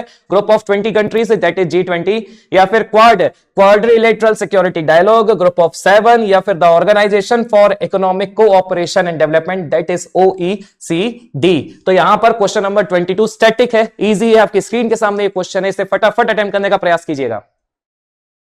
इधर ध्यान से देखिएगा, अगर हिरोशिमा एआई प्रोसेस की बात की जाए तो इसे 2023 में बाय द ग्रुप ऑफ 7, मतलब by the group of 7 developing countries के द्वारा स्टार्ट किया गया था, वो भी जापान के हिरोशिमा में ही। तो मतलब G7 समिट जो जापान के हिरोशिमा में हुई थी, उसी टाइम हिरोशिमा एआई प्रोसेस को स्टार्ट किया गया था। तो अगर देखा जाए 22 का, क्योंकि स्टैटिक क्वेश्चन है, स्टैटिक फैक्ट है, अगर पूछा यह जा रहा है कि इसका रिलेशन किससे है, तो 22 एमसीक्यू का जो करेक्ट ऑप्शन हो जाएगा डेट विल बी सी। अब बात यह समझिएगा कि अगर एआई प्रोसेस में यहां पर बातचीत की जा रही है बाय द 7 डेवलपिंग कंट्रीज, तो याद ये रखना है कि एआई रिलेटेड जितने भी सेफ्टी प्रोटोकॉल्स हो सकते हैं, जो गाइडलाइंस हो सकती है, जो भी इंप्रूवमेंट हो सकता है, जो भी थ्रेट हो सकती है, उन सब के ऊपर यहां पर चर्चा की गई होगी बाय द G7 कंट्रीज। तो आगे बढ़ते हैं, नेक्स्ट क्वेश्चन की तरफ चलते हैं। Which of the following best describes the term fog computing. तो यहां पर फॉग कंप्यूटिंग के बारे में पूछा गया है। अपने आप में यह भी स्टैटिक क्वेश्चन है, ध्यान से सुनिएगा। Computing model where all data processing, computing model where all data processing occurs in centralised cloud servers far from the devices. A decentralized computing model that processes data on intermediary nodes placed at the edge of a network. A framework exclusively designed for managing data in a traditional local servers. Then a computing technique that stores all data on the devices themselves without external processing. तो अपने आप में fog computing को कौन सी statement या कौन सा statement best describe कर रहा है, सिर्फ और सिर्फ उसके डिस्क्रिप्शन के बारे में पूछा है। आपको बस उसी को रिलेट करने का प्रयास करना है। आपकी स्क्रीन के सामने है क्वेश्चन नंबर 23। तो यहां देखिएगा जो बेस्ट डिस्क्रिप्शन है जो फॉग कंप्यूटिंग के में मैच हो रहा है, that will be B. A decentralised computing model that processes data on intermediary nodes placed at the edge of a network. इसका सबसे बड़ा फीचर यह होता है कि जब आप इंटरमीडियरी नोड्स को at the edge of the network place करते हो, तो जो प्रोसेसिंग होती है वो फास्ट हो जाती है और आपको रियल टाइम एक प्रकार से रियल टाइम फीचर आपको देखने को मिलता है। अब बेसिकली अगर आप रियल टाइम फीचर की बात कर रहे हैं, तो आप समझ सकते हैं कि आपकी कौन कौन सी एप्लीकेशंस में फॉग कंप्यूटिंग का इस्तेमाल हो सकता है। तो यहां पर अगर बात की जाए तो जितने भी आपके स्मार्ट डिवाइसेस होते हैं, ठीक है, जितने भी स्मार्ट डिवाइसेस होते हैं, IoTs आपकी एप्लीकेशंस होती है, ऐसी चीजों में जहां पर रियल टाइम डेटा की आवश्यकता पड़ती है, वहां पर फॉग कंप्यूटिंग का सबसे ज्यादा आज के समय में यूज हो रहा है। अपने आप में इंपॉर्टेंट क्वेश्चन है, स्टैटिक क्वेश्चन है। 23 का जो करेक्ट आंसर हो सकता है जो है डेट विल बी बी। आगे बढ़ते हैं, नेक्स्ट क्वेश्चन की तरफ चलते हैं। Consider the following statement regarding the global partnership on artificial intelligence, that is GPAI. The secretariat of the partnership is hosted at the Organization for Economic Cooperation and Development. Secretariat mark कर दिया है। India joined the partnership in the year 2024 by the adoption of the New Delhi Declaration. Which of the above statements are correct? यहां पर correct statement पूछा है about the global partnership on artificial intelligence, that is GPAI. One only, two only, both one and two, या neither one nor two. बहुत static question है, current का important question है, फटाफट इसे भी अटेम्प्ट करने का प्रयास कीजिएगा। अब इधर ध्यान से देखिएगा, जो फर्स्ट स्टेटमेंट है, the secretariat of the partnership is hosted at the OECD means organisation for Economic Cooperation and Development. तो इसका जो सेक्रेटेरिएट बनाया गया है वो भी पेरिस में बनाया गया है, that is the capital of France. तो फर्स्ट स्टेटमेंट बिल्कुल सही है अपने आप में, क्योंकि ये इसका एक प्रकार से बेसिक फीचर ही बता रहा है। और वहीं अगर सेकंड स्टेटमेंट की बात की जाए, India joined the partnership in the year 2024, तो India joined the partnership in the year 2020 not 24। और वहीं by adoption of the New Delhi declaration, तो ये जो न्यू दिल्ली डिक्लेरेशन है ये एक्चुअली में 2024 में अडॉप्ट की गई थी, वो भी उस मोमेंट पर जब इंडिया ने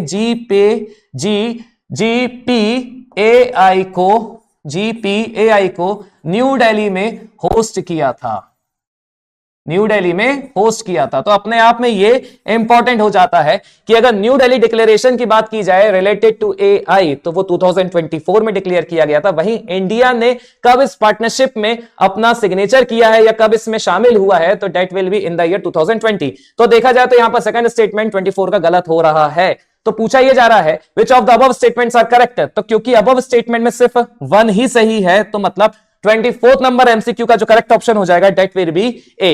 नेक्स्ट क्वेश्चन आपकी स्क्रीन पर है, consider the following statement regarding the India Semiconductor Mission means ISM. India Semiconductor Mission means ISM। तो इधर ध्यान से देखिएगा, the India Semiconductor Mission is the nodal agency for the Semicon India programme. Then the design linked incentive scheme under ISM provides support for the development of the semiconductor designs such as integrated circuits and chipsets. The first approved semiconductor plant under ISM is being set up in Dholera, Gujarat. Which of the above statements is and are correct? कितने statement यहां पर सही है? One only, 1 and 2, 2 and 3 या 1 2 3? All statements are correct. बहुत static question है, easy question है, last year current में और अभी भी इसके ऊपर काम चल रहा है, प्रोसेस में है, तो फटाफट इसे भी अटेम्प्ट करने का प्रयास कीजिएगा। आपकी स्क्रीन के सामने है क्वेश्चन नंबर 25। तो इधर ध्यान से देखिएगा, फर्स्ट स्टेटमेंट रीड क्या कर रहा है? The India Semiconductor Mission is the nodal agency for Semicon India programme. तो ये बिल्कुल सही है, ISM is the nodal agency for the Semicon India programme. तो फर्स्ट स्टेटमेंट यहां मार्क कर देते, बिल्कुल सही।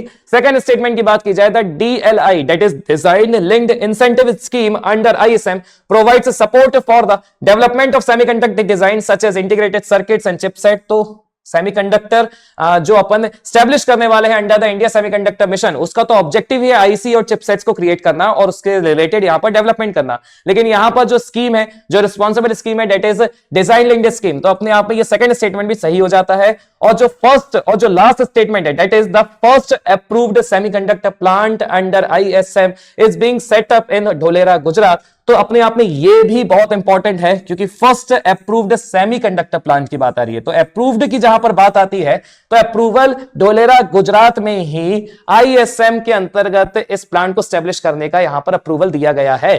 तो क्वेश्चन नंबर 25 की अगर बात की जाए तो क्योंकि तीनों ही स्टेटमेंट्स अपने आप में सही हैं, तो इसका करेक्ट ऑप्शन हो जाएगा D.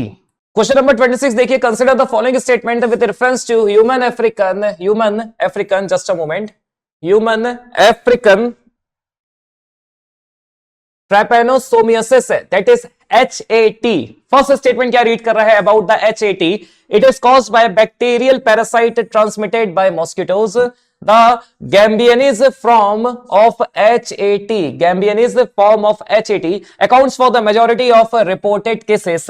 Then Chad has recently become the first country in the world. Chad has become the first country in the world to eradicate the Gambianese form of HAT. Which of the above statements are correct? तो फिर से यहां पर कितने statement correct है ये पूछा जा रहा है, 1 only, 2 only, 2 and 3 या 1 2 and 3? आपकी स्क्रीन के सामने क्वेश्चन नंबर 26 अपने आप में स्टैटिक क्वेश्चन है about the human African trypanosomiasis, that is HAT। फटाफट इसे भी अटेम्प्ट करने का प्रयास कीजिएगा। तो इधर ध्यान से देखिएगा, फर्स्ट स्टेटमेंट क्या रीड कर रहा है? It is caused by the bacterial parasite transmitted by the mosquito. तो basically it is not transmitted by the mosquitoes, it is firstly not bacterial parasite, it is protozoan. और इसे mosquito के द्वारा transmit नहीं किया जाता है या मॉस्किटो ट्रांसमिट नहीं करते हैं, इसे फ्लीज ट्रांसफर करती है। ठीक है, फ्लीज ट्रांसफर करती है। तो अपने आप में फर्स्ट स्टेटमेंट तो गलत हो जा रहा है क्योंकि यहां पर बैक्टीरियल पैरासाइट की बात की गई है जो बेसिकली प्रोटोजोआ है, और ट्रांसमिटेड बाय द मॉस्किटो जो basically transmitted by the tsetse fly. Tsetse मैं लिख देता हूं, just a moment, tsetse fly. ठीक है, तो फर्स्ट स्टेटमेंट यहां पर हो जाता है गलत। वहीं अगर सेकंड स्टेटमेंट की बात की जाए, the Gambianese form of HAT accounts for the majority of the report cases, तो यहां पर यह स्टेटमेंट सही है। गैम्बियनीज फॉर्म ऑफ HAT सबसे ज्यादा इस केसेस को रिपोर्ट कर रहे हैं, तो सेकंड स्टेटमेंट यहां पर सही है। Chad has recently become the first country in the world to eradicate the Gambianese form of HAT। तो ये अपने आप में प्रोसेस में है। वैसे भी अफ्रीकन कंट्रीज बहुत कम हैं जो सबसे पहले कोई भी टारगेट को अचीव करती है जहां पर अपन किसी भी डिसीज के इरेडिकेशन की बात करते हैं। ये भी आप थोड़ा गंभीरता से सोचिएगा। तो यहां पर थर्ड स्टेटमेंट गलत हो जाता है। हां, लेकिन गैम्बियनीज फॉर्म ऑफ हैट को इरेडिकेट करने में ये लगातार और ग्रेजुअली आगे बढ़ रहा है। ठीक है, आगे बढ़ रहा है, लेकिन फिर भी जो इरेडिकेशन टर्म है ना, इरेडिकेशन मतलब पूर्णतः उन्मूलन, खत्म कर देना, वो भी दुनिया में पहला देश बनना, अपने आप में ये पूरा स्टेटमेंट ही गलत हो जाता है। तो यहां पर अगर देखा जाए 26 क्वेश्चन का जो करेक्ट आंसर है दैट विल बी 2 ओनली, मतलब 26 का करेक्ट ऑप्शन हो जाएगा बी। आगे बढ़ते हैं, नेक्स्ट क्वेश्चन की तरफ चलते हैं। Consider the following statement with reference to the polio. With reference to the polio, अपने आप में देखो पोलियो आया है, स्टैटिक क्वेश्चन होगा। The disease destroys the central nervous system and cause irreversible paralysis, then inactivated poliovirus vaccine protects only against type 1 of poliovirus. In 2014, India was declared polio free after 3 consecutive years of 0 cases. How many of the statements given above are correct? तो जो easy question है उसमें how की terminology आ गई है कि कितने statements यहां पर सही है। ओनली 1, ओनली 2, तीनों ही स्टेटमेंट सही है, इनमें से कोई नहीं। स्टैटिक क्वेश्चन है, इजी क्वेश्चन है, बहुत इत्मीनान से, आराम से, बिना सिली मिस्टेक को भी इसे अटेम्प्ट करने का प्रयास कीजिएगा। यहां पर आपके लिए कीवर्ड्स मैंने मार्क कर दिए हैं, तो इधर ध्यान से देखिएगा। जो फर्स्ट स्टेटमेंट है the disease destroys the central nervous system causes irreversible paralysis, तो ये तो पोलियो के कारण होता ही है, ये इसका इंपैक्ट है, इसका कॉज है, इंपॉर्टेंट है। Then second, inactivated polio virus vaccine protects only. मैंने आपको हर बार बताया है, जितनी भी अपन सीरीज कर रहे हैं रिलेटेड टू ईच सब्जेक्ट, ये जो ओनली, एक्सक्लूसिव, मोस्ट जो टर्मिनोलॉजीज होती है इससे बहुत गंभीरता से मार्क करिएगा। अब यहां पर लिखा ये जा रहा है only against type 1 polio virus, तो यहां पर टाइप 1 नहीं है, टाइप 2 भी है और टाइप 3 भी है। तो यहां पर क्योंकि ओनली टर्मिनोलॉजी आ गई और बोल रहा है टाइप 1 ओनली पोलियो वायरस से ये वैक्सीन करेगा, प्रोटेक्ट करेगा, वैक्सीनेशन इसका only against the type 1 polio virus रहेगा, तो स्टेटमेंट यहां पर गलत हो जाता है। वहीं थर्ड की अगर बात की जाए तो डब्ल्यूएचओ ने 2014 में इंडिया को पोलियो फ्री डिक्लेयर कर दिया है। और डब्ल्यूएचओ ये तभी करता है जब 3 कंसेक्यूटिव ईयर्स में किसी भी प्रकार का पोलियो रिलेटेड केस इंडिया में देखने को नहीं मिला। मतलब 2011 से 2014 तक हमें पोलियो रिलेटेड कोई भी केसेस देखने को नहीं मिले थे। तो 27 का जो करेक्ट ऑप्शन हो जाएगा डेट विल बी, क्योंकि देखा जाए तो 2 ही स्टेटमेंट यहां पर सही है, तो ओनली 2। आगे बढ़ते हैं, नेक्स्ट क्वेश्चन की तरफ चलते हैं। Which of the following best describes the role of mRNA in cellular processes? It carries genetic information from the nucleus to the cytoplasm for protein synthesis. It directly synthesizes proteins by linking amino acid in the cytoplasm. Then it acts as an enzyme to catalyze DNA replication in the nucleus. Then it transports amino acids to the ribosome for protein assembly. अपने आप में role of mRNA का easiest एक प्रकार से static description और statement wise आपसे पूछा गया है। आराम से इसे भी अटेम्प्ट करने का प्रयास कीजिएगा। आपकी स्क्रीन के सामने है क्वेश्चन नंबर 28। तो इधर ध्यान से देखिएगा, अगर रोल ऑफ mRNA की बात की जा रही है तो M रिप्रेजेंट मैसेंजर RNA, जिसका रोल क्या होता है? अगर मैसेंजर नाम में आ रहा है मतलब जेनेटिक इंफॉर्मेशंस को ट्रांसफर करना, जेनेटिक इंफॉर्मेशन को ट्रांसफर करना, तभी तो मैसेंजर यहां पर यूज किया गया है विद रिस्पेक्ट टू RNA। तो यहां पर देखिएगा जो फर्स्ट ही डिस्क्रिप्शन है वही इसको सबसे ज्यादा बेस्ट इसका रोल बता रहा है। It carries genetic information from the nucleus to the cytoplasm for protein synthesis. तो क्वेश्चन नंबर 28 का जो करेक्ट ऑप्शन हो जाएगा दैट विल बी ए। आगे बढ़ते हैं, what are direct energy weapons? तो यहां पर डायरेक्टेड एनर्जी वेपन्स DEW के बारे में पूछा गया है, जो कई बार सुर्खियों में रहा है, अभी भी कई बार इसके बारे में कुछ ना कुछ सुनने को मिल जाता है। Hypersonic missiles were developed for space warfare. Hypersonic missiles were developed for space warfare. Then conventional weapons are enhanced with AI for precision targeting. Then nuclear powered weapons are used for large scale destruction.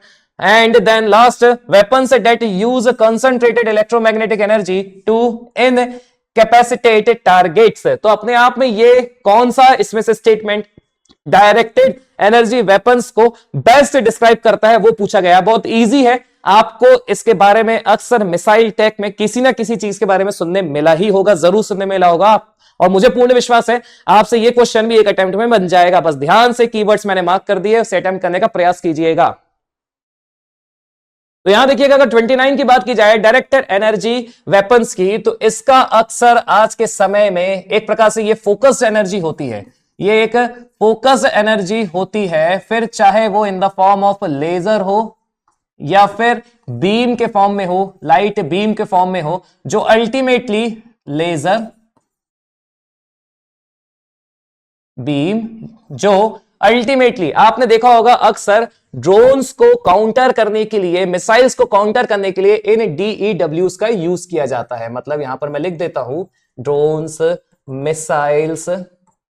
Missiles, ठीक है। तो इन सब को counter करने के लिए direct energy weapons का यहां पर यूज किया जाता है। तो यहां पर अगर बेस्ट स्टेटमेंट देखा जाए तो क्या हो सकता है, weapons that use concentrated electromagnetic energy to incapacitate targets. जब कभी भी इसका यूज किया जाता है तो क्योंकि हर एक इक्विपमेंट में कोई ना कोई इलेक्ट्रोमैग्नेटिक इक्विपमेंट इंस्ट्रूमेंट रहता ही है, और जब ऐसी एनर्जी को फोकस करके किसी एक इंस्ट्रूमेंट में प्लेस किया जाता है तो वो अपने आप में खराब हो जाती, डैमेज हो जाती, जिसके कारण, जिस भी कारण या जिसके लिए भी उसको या उस टारगेट को उसको अचीव करने के लिए भेजा जाता है, वहां पर वो इनकैपेसिटेट हो जाता है, खराब हो जाता है, और फिर वही ये टारगेट को अंजाम यहां पर नहीं दिया जाता है। तो अपने आप में डीईडब्ल्यूज के ऊपर लगातार डीआरडीओ भी काम कर रहा है, इसलिए ये सुर्खियों में है। तो 29th क्वेश्चन का जो करेक्ट ऑप्शन हो जाएगा दैट विल बी डी।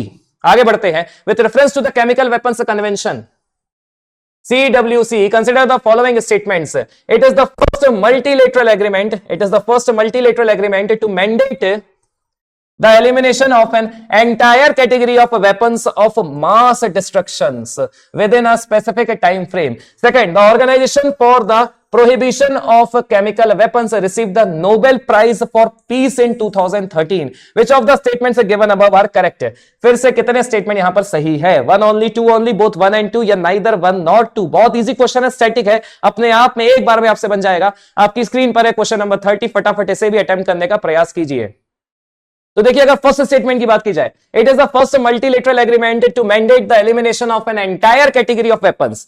ऐसी वेपन्स या ऐसे वेपन्स जो मास डिस्ट्रक्शंस को लीड करते हैं, उस कैटेगरी के एंटायर वेपन्स को यहां पर पर्टिकुलरली एक स्पेसिफिक टाइम फ्रेम में यहां पर बैन करने की बात की है कि भैया इनको खत्म किया जाए। और अपने आप में ये जो एग्रीमेंट है ना, इट वाज और it become effective in the year 1997। तो अपने आप में फर्स्ट स्टेटमेंट बिल्कुल यहां पर सही है, और कारण यही है कि इसकी इस अप्रोच, इस ऑब्जेक्टिव प्रिंसिपल के कारण इसे 2013 में नोबेल प्राइज फॉर पीस मिल चुका है। और पर्टिकुलरली अगर इसके ऑर्गेनाइजेशन की बात की जाए, means organisation for the prohibition of chemical weapons को ऑलरेडी ये यहां पर नोबेल प्राइज मिल चुका है। तो अपने आप में 30th में अगर देखा जाए तो क्योंकि दोनों ही स्टेटमेंट यहां पर सही है, तो करेक्ट ऑप्शन हो जाएगा बोथ 1 एंड 2। मतलब 30th नंबर एमसीक्यू का जो करेक्ट ऑप्शन हो रहा है that will be both 1 and 2, मतलब सी। आगे बढ़ते हैं, consider the following statements with reference to the soil based microbial fuel cell means SMFCs। बहुत टाइम बाद, मतलब ऑलमोस्ट 30 क्वेश्चन बाद आपको और हमें, मतलब स्टेटमेंट के रूप में यहां पर क्वेश्चन पूछा गया है। और स्टेटमेंट के रूप में जब क्वेश्चन आते हैं तो बहुत ही ध्यान से, गंभीरता से हर एक स्टेटमेंट को समझते हुए अपन को इसको अटेम्प्ट करने का प्रयास करना है। These are eco friendly devices capable of generating bio electricity without using harmful metals or toxins. Statement 2, SMFCs utilize electrogenic bacteria to harvest electrons from organic compounds in the soil. Which one of the following is correct in response of the above statements? Both 1 and 2 statements are correct. Statement 2 explains statement 1. Both statement 1 and 2 are correct, but statement 2 does not explain statement 1. Statement 1 is correct, statement 2 is incorrect. वही last जो option है statement 1 is incorrect, statement 2 is correct. आपकी screen के सामने है about SMFCs, soil based microbial fuel cells. फटाफट इसे भी अटेम्प्ट करने का प्रयास कीजिए, टाइम लीजिए, क्योंकि स्टेटमेंट में है। अपने आप में एक एक स्टेटमेंट को अच्छे से पढ़िए। आपके लिए मैंने यहां पर फिर भी कीवर्ड्स को मार्क कर दिया है। आपकी स्क्रीन के सामने है 31st नंबर का क्वेश्चन। तो देखिए अगर 31st नंबर के क्वेश्चन की बात की जाए, soil based microbial fuel cell, तो स्टेटमेंट 1 रीड क्या कर रहा है? These are eco friendly devices capable of generating bio electricity without using harmful metals or toxin. ये इसकी सबसे बड़ी फीचर है, ये इसका सबसे बड़ा फीचर है, फीचर, विशेषता। तो अगर बात की जाए तो स्टेटमेंट 1 तो अपने आप में सही है, क्योंकि it basically defining its feature. Then statement 2 की बात करते हैं, SMFCs utilize exo-electrogenic bacteria to harvest electrons from organic compounds in the soil. तो यहां पर यह भी इंपॉर्टेंट हो जाता है, क्योंकि देखिए जब तक इलेक्ट्रॉन्स का मूवमेंट नहीं होगा तब तक करंट फ्लो नहीं होगा। तो यहां पर SMFCs utilising exo electrogenic bacteria to harvest electrons मतलब मूवमेंट्स ऑफ इलेक्ट्रॉन्स की बात हो रही है, और अल्टीमेटली मूवमेंट्स ऑफ इलेक्ट्रॉन्स ही तो करंट की डेफिनेशन मानी जाती है। ठीक है, क्योंकि जब तक इलेक्ट्रॉन चार्ज नहीं होंगे तब तक करंट प्रोड्यूस नहीं होगा। तो यहां पर स्टेटमेंट 2 भी बिल्कुल सही है। और स्टेटमेंट 2 क्योंकि स्टेटमेंट 1 को कंसेप्चुअली डिफाइन कर रहा है, डिफाइनिंग स्टेटमेंट 1। तो यहां पर जो करेक्ट ऑप्शन बन रहा है वो भी क्वेश्चन नंबर 31 एमसीक्यू का, that will be both 1 and 2 statements are correct. Statement 2 explains statement 1। तो आगे बढ़ते हैं नेक्स्ट क्वेश्चन की तरफ। With reference to the fast breeder reactor, देखिए अपन एमसीक्यू सॉल्व कर रहे हैं और एफबीआर फास्ट ब्रीडर रिएक्टर से क्वेश्चन ना आए बहुत कम संभावना होती है। जब भी किसी एक टॉपिक बेस्ड है या फिर साइंस एंड टेक में अपन मोर देन 50 और 100 एमसीक्यूज हमेशा से सॉल्व करते हैं। Consider the following statement, a fast breeder reactor uses fast neutrons to generate more nuclear fuel than it consumes. Then second statement, uranium plutonium mixed oxide मतलब MOX is used as fuel in a fast breeder reactor. Third statement, the blanket of uranium-238 surrounding the fuel core undergoes nuclear fusion to create additional fuel. How many of the statements given above are correct? है यहां पर फिर से correct statement पूछा गया है, on the 1 only, 2 all 3 या इनमें से कोई नहीं। फटाफट अटेम्प्ट करने का प्रयास कीजिए। आपकी स्क्रीन के सामने क्वेश्चन नंबर 32। इधर ध्यान से देखिएगा, अगर स्टेटमेंट 1 की बात की जाए, a fast breeder reactor uses fast neutrons to generate more nuclear fuel than it consumes, तो ये तो एफबीआर की प्रॉपर्टी मानी जाती है। ठीक है, ये स्टेटमेंट बिल्कुल सही है। वहीं अगर सेकंड स्टेटमेंट की बात की जाए, uranium plutonium mixed MOX is used as a fuel in a fast breeder reactor, तो MOX is used as a fuel in fast breeder reactor, ये भी इंपॉर्टेंट है, ये बिल्कुल इसका फीचर है। फास्ट ब्रीडर वर्क ही MOX के द्वारा ही करता है। वहीं अगर थर्ड स्टेटमेंट की बात की जाए, the blanket of uranium surrounding the fuel core undergoes nuclear fusion to create additional fuel, तो यहां पर न्यूक्लियर फ्यूजन के या न्यूक्लियर फ्यूजन का प्रिंसिपल नहीं आता है, बल्कि न्यूक्लियर ट्रांसम्यूटेशन का प्रिंसिपल आता है। न्यूक्लियर ट्रांसम्यूटेशन मतलब सिर्फ और सिर्फ पर्टिकुलरली किसी एक एलिमेंट और आइसोटोप को जब अपन ट्रांसफर करते हैं तो that means nuclear transmutation. Nuclear fusion तो अपने आप में पूरी टर्मिनोलॉजी ही अलग हो जाती है। तो बेसिकली यहां पर थर्ड स्टेटमेंट हो जाता है गलत, और इसमें जो कीवर्ड है वो आपको न्यूक्लियर फिजन को ही याद रखना है, न्यूक्लियर फ्यूजन को ही याद रखना है। तो how many of the above statements are correct, तो क्योंकि दो स्टेटमेंट ही सही है तो क्वेश्चन नंबर 32 एमसीक्यू का या क्वेश्चन नंबर 32 और एमसीक्यू 32 का जो करेक्ट ऑप्शन हो जाएगा that will be B only 2। आगे बढ़ते हैं। The Nobel prize in medicine 2024 was awarded for which of the following fields? यहां पर सीधा सीधा पूछा गया है, नोबेल प्राइज इन मेडिसिन 2024 से रिलेटेड है, लास्ट ईयर का क्वेश्चन है। Development of mRNA vaccine technology, discovery of CRISPR-Cas9 gene editing tool, advancement in stem cell therapy और post transcriptional gene regulation by micro RNAs। तो आपसे static question है, सीधा सीधा क्वेश्चन है related to Nobel prize in medicine in 2024। फटाफट attempt करके बताइएगा। तो इधर ध्यान से देखिएगा, अगर क्वेश्चन नंबर 33 की बात की जाए तो यहां पर जो मेडिसिन है, नोबेल प्राइज इन मेडिसिन, वो दो लोगों को मिला था कंबाइनली। फर्स्ट है गैरी एम्ब्रोस एंड देन है रोवकुम। ठीक है, तो यहां पर दो लोगों को कंबाइंड रूप से for the post transcriptional gene regulation by micro RNAs, मतलब माइक्रो RNAs की डिस्कवरी के लिए इन्हें Nobel Nobel prize in medicine 2024 award किया गया था। तो यहां पर 33, क्योंकि स्टैटिक क्वेश्चन है, इजी क्वेश्चन है, और नोबेल प्राइज से लगातार अगर आप देखेंगे पिछले कुछ ईयर में क्वेश्चन नहीं पूछे गए हैं, लेकिन फिर भी एग्जामिनर का अपने आप में ये टारगेटेड एरिया रहा है, तो अपने आप में ये इंपॉर्टेंट क्वेश्चन हो जाता है फिलहाल हमारे लिए भी।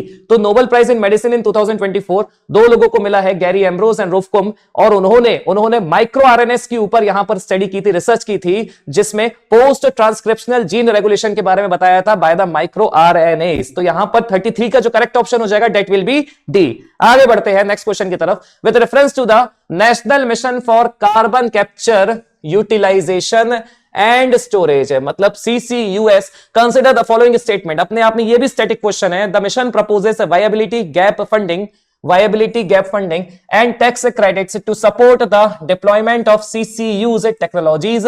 Second statement, bioenergy with carbon capture storage removes carbon dioxide from the atmosphere by storing carbon captured during biomass combustion.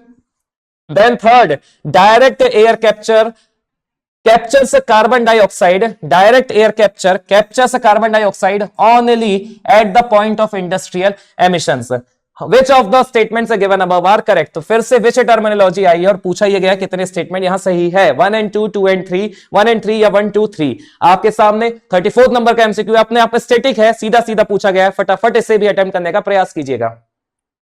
तो देखिए, अगर बात की जा रही है national mission for carbon capture utilisation and storage की, फर्स्ट स्टेटमेंट इसका प्रिंसिपल बताता है, इसका फीचर बताता है, the mission proposes viability gap funding tax credits to support the deployment of CCUS means carbon capture then utilisation and storage technologies की। और अगर सेकेंड स्टेटमेंट की बात की जाए, second statement bio energy with carbon capture and storage removes carbon dioxide from the atmosphere. देखिए यहां पर लिखा ही हुआ है, it removes carbon dioxide from the atmosphere bye storing carbon captured during biomass combustion. तो सेकंड स्टेटमेंट भी यहां पर सही हो जाता है। अब जब एटमॉस्फेयर सेकंड स्टेटमेंट में सही ही टर्मिनोलॉजी यूज हो रही है, तो फिर direct air capture DCA which captures carbon dioxide, how can it be placed only at the point of industrial emissions? तो यहां पर ये जो only टर्मिनोलॉजी देखिए फिर से आ गई ना, तो यहां पर ये जो टर्मिनोलॉजी है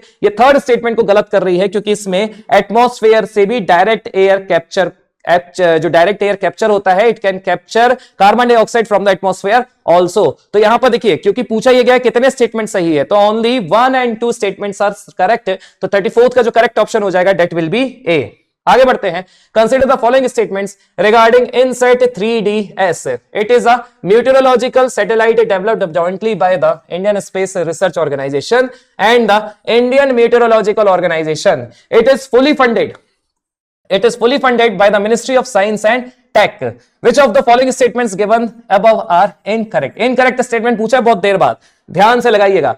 1 only, 2 only, both 1 and 2 या neither 1 nor 2। अपने आप में ये भी बहुत स्टैटिक क्वेश्चन है रिगार्डिंग द इनसेट 3DS। फटाफट इसे भी अटेम्प्ट करने का प्रयास कीजिए। अब इधर ध्यान से देखिएगा, फर्स्ट स्टेटमेंट इनसेट 3DS के बारे में डायरेक्टली पूछा गया है। It is a meteorological satellite developed jointly by the ISRO and the Indian Meteorological Organization। तो ये तो बिल्कुल सही है, क्योंकि इनसेट को with the help of ISRO develop किया गया है, और जो फोकस एरिया था, मतलब जिसने प्रपोज किया था, that was Indian meteorological organisation. ये बिल्कुल सही है। लेकिन अगर यहां पर देखिए सेकंड स्टेटमेंट पूछा गया है फुली फंडेड, तो fully funded by the ministry of science and tech का तो रोल ही नहीं है। यहां पर डिपार्टमेंट ऑफ स्पेस,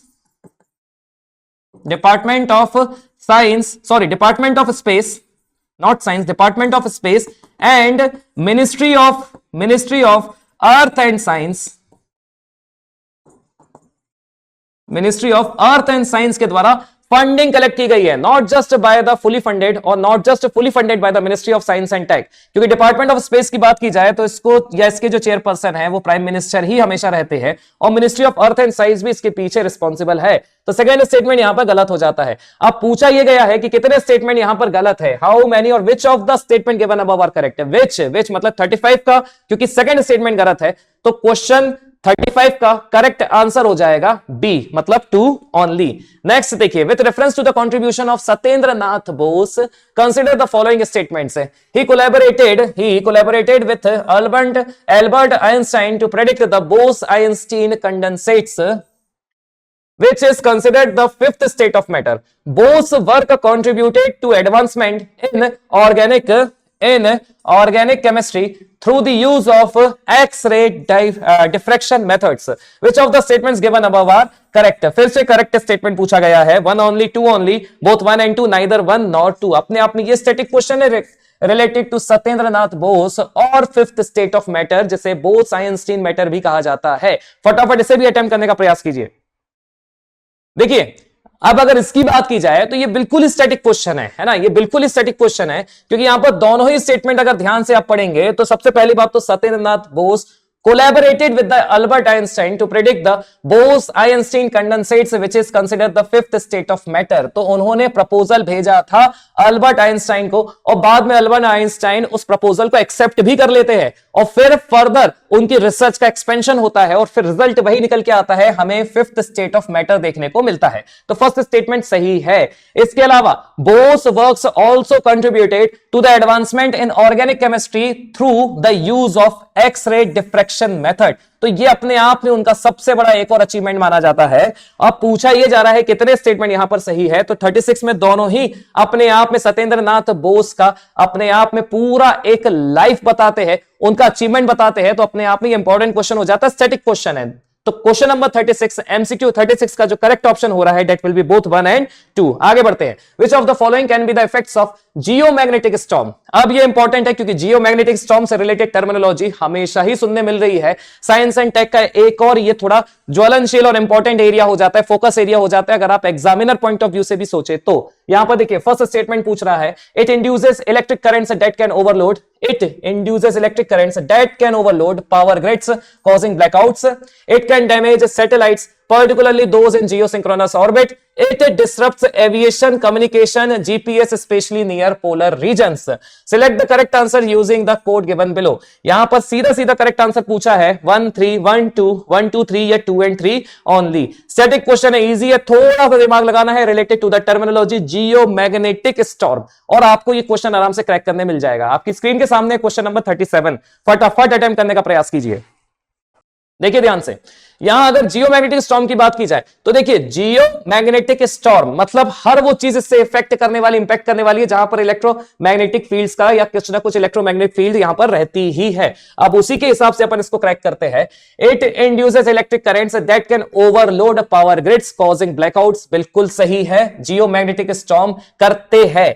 कई बार पावर ग्रिड्स को ये काफी ज्यादा पावर पहुंचा देते हैं या फिर काफी ज्यादा इलेक्ट्रिक करंट पहुंचा देते हैं जिसके कारण ब्लैकआउट की कंडीशन हो जाती है. तो ये अपने आप में स्टेटमेंट सही है. अब आप सोचिए, जब पावर ग्रिड्स बच नहीं पा रही है तो फिर सैटेलाइट कैसे बचेगी, क्योंकि वो भी इलेक्ट्रोमैग्नेटिक फील्ड्स पर ही काम करती है और प्रॉपर अगर जिस अपन ऑर्बिट की बात कर रहे हैं वो कौन सा है, जियोसिंक्रोनस ऑर्बिट है, तो इसका इंपैक्ट वहां पर भी रहेगा. अब जब प्रॉपरली आपकी ऐसी सैटेलाइट्स जो जियोसिंक्रोनस ऑर्बिट्स पर प्लेस्ड है उनके ऊपर यहां पर जियोमैग्नेटिक स्टॉर्म के द्वारा डैमेज पहुंचाया जा रहा है, तो क्योंकि कम्युनिकेशन सैटेलाइट तो वैसे भी जियोसिंक्रोनस ऑर्बिट पे ही प्लेस की जाती है, तो यहां पर जो कम्युनिकेशन है वो भी डिसरप्ट हो जाएगा और उस पर स्पेशली जीपीएस भी डिसरप्ट होगा. लेकिन यहां पर पूछा एक और चीज, यहां पर कंडीशन दी है स्पेशली नियर पोलर रीजन्स, तो अपने आप में यह भी स्टेटमेंट सही हो जाता है क्योंकि पोलर रीजन्स में जो जियोसिंक्रोनस ऑर्बिट्स है वो थोड़ा कम एल्टीट्यूड पर होता है. तो अपने आप में क्योंकि तीनों ही यहां पर स्टेटमेंट सही है तो 37वां नंबर एमसीक्यू का जो करेक्ट ऑप्शन हो जाएगा दैट विल बी 1 2 and 3. आगे बढ़ते हैं नेक्स्ट क्वेश्चन की तरफ. Consider the following. Statement 1, auroras are formed when charged particles. Auroras are formed when charged particles from the sun's solar wind interact with Earth's magnetosphere. Statement 2, strong geomagnetic solar storms resulting from coronal mass injections, that is CME, can disturb Earth's magnetosphere. Which of the following is correct in respect to the above statements? ध्यान से दोनों statement पढ़िएगा, statement से related question है, भले ही time ले लीजिए लेकिन ध्यान से पढ़िएगा. Both statement 1 and 2 are correct. Statement 2 explains statement 1. Both statement 1 and 2 are correct, but statement 2 does not explain statement 1. Statement 1 is correct, statement 2 is incorrect. And statement 1 is incorrect, statement 2 is correct. आपकी screen के सामने question number 38, फटाफट इसे attempt करने का प्रयास कीजिएगा. अब इधर ध्यान से देखिएगा. Auroras are formed when charged particle from the sun, solar wind interact with Earth's magnetosphere. Statement 1 बिल्कुल सही है। फीचर बता रहा है कि एरोरास का कैसे फॉर्मेशन होता है, और फॉर्मेशन भी कैसे हो रहा है। These are formed when charged particle from the solar wind interact with Earth's magnetosphere. तो यहां पर charge particle from the solar wind आ रहा है, सन सोलर विंड आ रहा है। तो पहला स्टेटमेंट तो अपने आप में सही है। सेकंड स्टेटमेंट देखते हैं। Strong geomagnetic solar storms resulting from CME coronal mass ejection can disturb the earth's magnetosphere. तो इसके कारण भी ऑरोरास होते हैं, मतलब CME के कारण भी कई बार ऑरोरास जो होते हैं, है ना, उनकी इंटेंसिटी बढ़ जाती है। लेकिन यह बात याद रखिएगा कि स्टेटमेंट 2 कोई फंडामेंटल प्रिंसिपल नहीं बता रहा है। स्टेटमेंट 2 कोई फंडामेंटल प्रिंसिपल नहीं डिस्क्राइब कर रहा है। तो कहने का यह मतलब है कि भले ही दोनों स्टेटमेंट अपनी अपनी कंडीशन पर सही है, लेकिन it is not defining it properly. और क्योंकि स्टेटमेंट 1 का सिर्फ स्टेटमेंट 2 की तरफ से ये एक्सपेक्टेशन रखी जाती है कि ये एक प्रॉपर डेफिनेशन दे, प्रॉपर प्रोसेस बताए, डिफाइन करे, तो अपने आप में स्टेटमेंट 1 अलग हो चुका है, बिल्कुल सही है, और स्टेटमेंट 2 भी अपने आप में सही है, लेकिन प्रॉपर डेफिनेशन नहीं है। तो अपने हिसाब से अगर देखा जाए क्वेश्चन नंबर 38 का, both statements are correct but statement 2 does not explain statement 1। तो 38 का जो करेक्ट ऑप्शन हो जाएगा दैट विल बी बी। आगे बढ़ते हैं। Then consider the following statement with reference to Nikshay Poshan Yojana. It is a centrally sponsored scheme under the national health mission, है ना। Isoniazid rifampicin are common drugs use for the cure of HIV. It aims to support human immunodeficiency virus patients through direct benefit transfer. How many of the above statements given above are correct? Only 1, 2, all 3 और none. ध्यान से keywords मैंने mark कर दिए, attempt करने का प्रयास कीजिएगा। बहुत इजी क्वेश्चन है, मैं तो बोल रहा हूं बहुत इजी क्वेश्चन है। क्वेश्चन नंबर 39 आपकी स्क्रीन पर है, फटाफट इसे भी अटेम्प्ट करने का प्रयास कीजिएगा। तो ध्यान से देखिएगा, यहां पर लिखा क्या है, निक्षय पोषण योजना। मैं हिंदी में लिख देता हूं ताकि इंग्लिश मीडियम वालों को भी हमेशा ये मेमोराइज हो जाए। जब निक्षय में 6 टर्मिनोलॉजी जब आती है, 6, तो 6 का मीनिंग ही टीबी होता है, मीन्स ट्यूबरक्यूलोसिस। और ट्यूबरक्लोसिस को इरेडिकेट करने के लिए ही हम इस स्कीम को लेकर आए हैं, विच मीन्स निक्षय पोषण योजना। मतलब it is a centrally sponsored scheme under the national health mission, जिसमें न्यूट्रिशनल वैल्यूज को बढ़ाया जाता है और हाई न्यूट्रिशन यहां पर डाइट रिप्रेजेंट की जाती, बताई जाती है under the national health mission. तो अपने आप में फर्स्ट स्टेटमेंट तो सही हो जाता है, क्योंकि it is basically the central sponsored scheme. वहीं अगर देखा जाए तो क्योंकि ये टीबी से रिलेटेड है, ट्यूबरक्लोसिस से रिलेटेड है, तो यहां पर देखिए HIV टर्मिनोलॉजी आ गई, HIV टर्मिनोलॉजी आ गई। फिर भले ही उसमें ड्रग्स के बारे में पूछा गया हो और फिर उसमें यह बताया गया हो कि यहां पर HIV के जो पेशेंट्स होते हैं उन्हें डायरेक्ट बेनिफिट ट्रांसफर मिलता है, तो अपने आप में दोनों ही स्टेटमेंट गलत हो गए, क्योंकि basically Nikshay Poshan Yojana is only for the TB patients. तो अपने आप में देखिए यहां पूछा क्या गया, how many of the above statements are correct, तो क्योंकि एक ही सही है तो 39 का करेक्ट ऑप्शन हो जाएगा only A. Next, with reference to RNA editing, देखिए RNA editing, consider the following statements. अपने आप में स्टैटिक क्वेश्चन एक और है, RNA editing changes the genome thus making effects heritable. The enzyme adenosine diaminase acting on RNA means ADAR plays a key role in RNA editing by converting adenosine into inosine. Third statement, guide RNA, gRNA is used to direct the ADR enzyme to specific mRNA sites for targeted corrections. यहां पर देखिएगा which of the above statements are correct. फिर से statement कितने सही है, means 1 only, 1 3 only, 2 3 only या 1 2 3, तीनों ही स्टेटमेंट यहां पर सही है। अपने आप में यह भी स्टैटिक क्वेश्चन है, रिलेटेड टू RNA एडिटिंग। फटाफट इसे भी अटेम्प्ट करने का प्रयास कीजिएगा। आपकी स्क्रीन के सामने 14 नंबर का MCQ। तो देखिए आप बहुत इजीली इसे क्रैक कर सकते हैं। यहां फर्स्ट स्टेटमेंट जो पूछा है ना, RNA editing changes the genome. अब बेसिकली जीनोम क्या कहलाता है, जीनोम इज बेसिकली DNA और कैसे पूरे DNA को चेंज कर सकते हैं, only a part of it can be changed. तो यहां पर जो फर्स्ट स्टेटमेंट है ना, ये अपने आप में गलत हो जाता है, जिसमें क्या कहा गया है, RNA editing changes the genome thus making effects heritable। ठीक है, तो अपने आप में ये फर्स्ट स्टेटमेंट यहां पर गलत हो जाता है। वहीं the enzyme adenosine deaminase acting on RNA means ADAR plays a key role in RNA editing by converting adenosine into inosine, ये अपने आप में इसका फीचर हो गया। वहीं गाइड आरएनए जीआरएनए की बात की जाए is used to direct the ADR enzyme to specific mRNA sites for targeted correction. तो ये भी बिल्कुल सही स्टेटमेंट है रिगार्डिंग द आरएनए एडिटिंग। तो क्योंकि यहां पर सिर्फ एक ही स्टेटमेंट गलत है in the MCQ 40th number question, तो यहां पर क्योंकि एक ही स्टेटमेंट गलत है तो ऑप्शन के हिसाब से 40 का जो करेक्ट ऑप्शन हो जाएगा that will be 2 and 3 only. आगे बढ़ते हैं, नेक्स्ट क्वेश्चन की तरफ चलते हैं। देखिए ये बहुत इजी क्वेश्चन है, स्टैटिक क्वेश्चन है। जेद्दाह कमिटमेंट के बारे में पूछा गया है जो कि न्यूज में था लास्ट ईयर भी, है ना, कि reducing green house gas emission, promoting renewable energy adoption, strengthening global trade agreements और कॉम्बेटिंग एंटी माइक्रोबियल रेजिस्टेंस। तो रिलेटेड आपका ये क्वेश्चन है जेद्दाह कमिटमेंट से। क्वेश्चन नंबर 41 आपकी स्क्रीन पर है। बहुत ही स्टैटिक क्वेश्चन है, फटाफट इसे अटेम्प्ट करिएगा और अटेम्प्ट करने का प्रयास कीजिएगा। ठीक है, इधर देखिएगा, जेद्दाह की बात की जाए तो लास्ट ईयर ही सऊदी अरेबिया में एंटी माइक्रोबियल रेजिस्टेंस के ऊपर एक कमिटमेंट हुआ था, डिक्लेरेशन हुआ, तो उसी से रिलेटेड ये डायरेक्ट क्वेश्चन आ गया है। For combating anti microbial resistance Jeddah commitment आपका इंपॉर्टेंट हो जाता है। लास्ट ईयर की बात करें 2024, तो अपने आप में भी करंट का इंपॉर्टेंट क्वेश्चन हो जाता है। आगे बढ़ते हैं। With reference to direct to device satellite technology, consider the following statement. Direct to device satellite technology के ऊपर है। It enables devices to communicate directly with the satellite without the need for ground-based cellular towers. Non-terrestrial networks technology facilitate two-way communication between devices and satellite. Which of the statement given above are incorrect? Incorrect statement पूछा गया है। फटाफट इसे भी attempt करने का प्रयास कीजिएगा। बहुत ही इजी क्वेश्चन है, नाम में ही इसका पूरा प्रिंसिपल, इसका फीचर छुपा हुआ है, direct to device satellite technology. आपकी स्क्रीन के सामने क्वेश्चन नंबर 42, लेकिन ध्यान ये रखना है इनकरेक्ट स्टेटमेंट पूछा जा रहा है बेटा, है ना, करेक्ट नहीं, इनकरेक्ट, गलत चयन चुनना है। 1 only, 2 only, both 1 and 2, या दोनों ही स्टेटमेंट यहां पर सही है। Neither 1 nor 2 means. तो देखिएगा, direct to device satellite technology की अगर बात की जाए तो देखिए ये तो इसका फीचर ही है। डायरेक्ट टू डिवाइस सैटेलाइट मतलब विदाउट एनी सेल्यूलर नेटवर्क के सीधे कम्युनिकेशन होना, मतलब it enables devices to communicate directly with satellite without the need for ground based cellular towers. First statement बिल्कुल सही हो जाता है।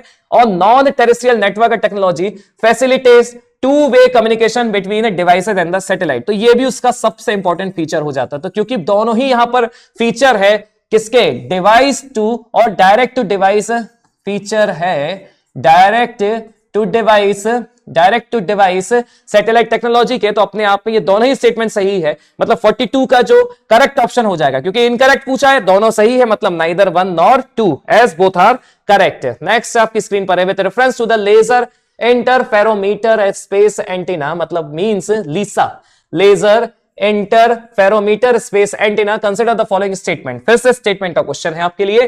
स्टेटमेंट 1 रीड करता है, LISA will study gravitational waves using 3 spacecraft position in a triangular formation. वही statement 2 बोल रहा है, each spacecraft in LISA will use a telescope equipped with gold coated mirrors to detect infrared laser beams, identify gravitational wave events. Which one of the following is correct in respect of the above statements? Both statements are correct. Statement 2 explains statement 1. Statement 1 and statement 2 are correct, but statement 2 does not explain statement 1. Statement 1 is incorrect. Statement 1 is correct. Statement 2 is incorrect. And last statement 1 is incorrect, whereas statement 2 is correct. आपकी screen के सामने है 43rd number का question regarding और related with लीसा। फटाफट attempt करने का प्रयास कीजिए, अपने आप में स्टेटमेंट के फॉर्म में है, स्टैटिक क्वेश्चन है, फटाफट आपसे ये बन जाएगा, मुझे पूरा भरोसा है आप पर। तो देखिए लीसा की अगर बात की जाए तो LISA will study gravitational waves using 3 spacecraft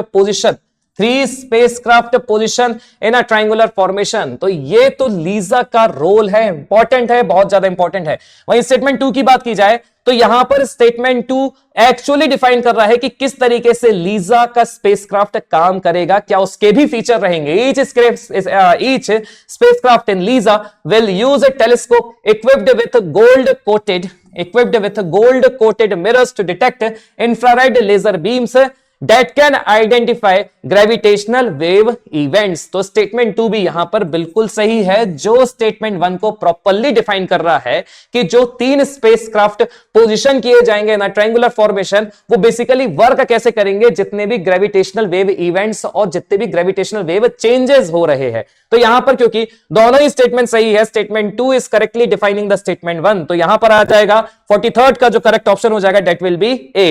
Both statement 1 and 2 are correct and statement 2 explains statement 1. Then next question देखिए, which of the following statement about the CE20 cryogenic engines are correct है। Important question है, static है ना। It uses liquid oxygen and liquid hydrogen as oxidizer and fuel. It is developed by the Indian Space Research Organization in collaboration with the Russian Space Agency Roscosmos. The CE20 engine has a restart capability with multi-element igniter. Select the correct answer. फिर से correct answer पूछा है using the code given below 1 and 2, 1 and 3, 2 and 3, 1, 2 and 3। आपकी screen के सामने है 44th number का question. अपने आप में स्टैटिक इंपॉर्टेंट और इससे रिलेटेड क्वेश्चन आना चाहिए, क्योंकि स्पेस एंड टेक का ये अपने आप में, क्योंकि इसरो का अपने आप में बहुत बड़ा अचीवमेंट था और भारत का भी अचीवमेंट है, क्योंकि जब से क्रायोजेनिक इंजन इंट्रोड्यूस हुए हमने एक अलग लेवल पे हर एक प्रकार का मुकाम हासिल कर लिया है आज स्पेस एक्सप्लोरेशन में। ठीक है, तो ये इंपॉर्टेंट क्वेश्चन है। फटाफट 44th नंबर का क्वेश्चन आपकी स्क्रीन पर है, फटाफट इसे भी अटेम्प्ट करने का प्रयास कीजिएगा। अब इधर ध्यान से देखिएगा, फर्स्ट स्टेटमेंट रीड करता है, it uses liquid oxygen and liquid hydrogen as oxidiser and fuel. तो ये तो बिल्कुल सही है। क्रायोजेनिक जितने भी इंजन्स होते हैं जितने भी आपके इंजन्स होते हैं that uses oxygen and liquid hydrogen as oxidiser and fuel. First statement सही है, लेकिन सेकंड स्टेटमेंट क्या बोला, it is developed by the Indian space research organisation in collaboration with the Russian space agency Roscosmos. तो यहां याद ये रखना है कि जो क्रायो इंजन्स इंडिया में बने हैं दे आर इंडिजीनियसली बिल्ड। तो अगर बात की जाती है रशियन स्पेस एजेंसी रॉस्कोसमॉस के साथ कोलैबोरेशन की, तो ये स्टेटमेंट गलत हो जाता है।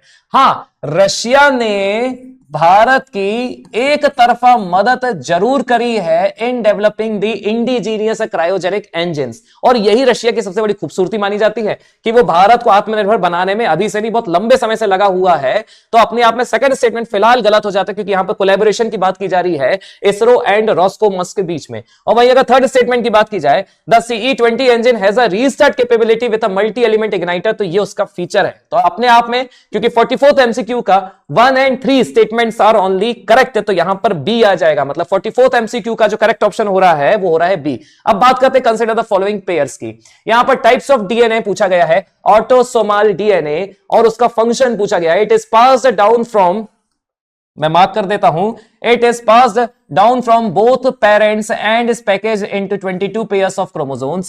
Then chromosomal DNA के बारे में पूछा गया है, it is a single long DNA molecule containing many genes. Then mitochondrial DNA के बारे में पूछा गया है, it is passed down only from the mother.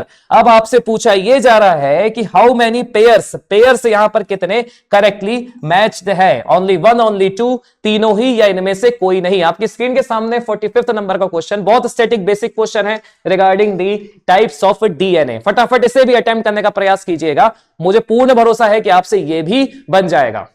तो देखिए, जब अपन बात करते हैं टाइप्स ऑफ डीएनए और उनके फंक्शन की, तो फर्स्ट क्या बोलता है, autosomal DNA it is pass down from both parents and is packaged into 22 pairs of chromosomes. तो ये अपने आप में बिल्कुल सही है, क्योंकि ये इसकी फंक्शनैलिटी को करेक्टली डिफाइन कर रहा है। क्रोमोसोमल डीएनए की बात की जाए तो it is a single long DNA molecules containing many genes, तो ये भी अपने आप में इसकी फंक्शनैलिटी को डिफाइन कर रहा है, इंपॉर्टेंट है। और वही माइटोकॉन्ड्रियल डीएनए की बात की जाए तो it is passed down only from the mother. अगर ये माइटोकॉन्ड्रियल डीएनए की बात की जाए तो it is passed only down from the mother, ये बिल्कुल सही है। और अगर ऑटोसोमल की बात की जाए तो यहां पर पेरेंट्स का इन्वॉल्वमेंट होता है, वहीं माइटोकॉन्ड्रिया स्टार्टिंग फ्रॉम एम मतलब सिर्फ मदर से रिलेटेड होता है। तो अपने आप में क्योंकि तीनों ही स्टेटमेंट्स के यहां पर प्रॉपर डिस्क्रिप्शन दिए हैं, तो यहां पर बोल सकते हैं कि जो 45th जो एमसीक्यू इसका जो करेक्ट ऑप्शन हो जाएगा वो हो जाएगा ऑल 3, क्योंकि तीनों ही स्टेटमेंट करेक्टली डिफाइन है, करेक्टली उसके फंक्शंस यहां पर डिस्क्रिप्टिव में दिए गए हैं। Consider the following statement. आपकी स्क्रीन के सामने नेक्स्ट 46 नंबर का question, bio similars are made from living organisms, whereas generics are chemically synthesized small molecule drugs. Second statement, regulatory approval for biosimilars requires proving bio equivalence to the branded drug without extensive chemical trials.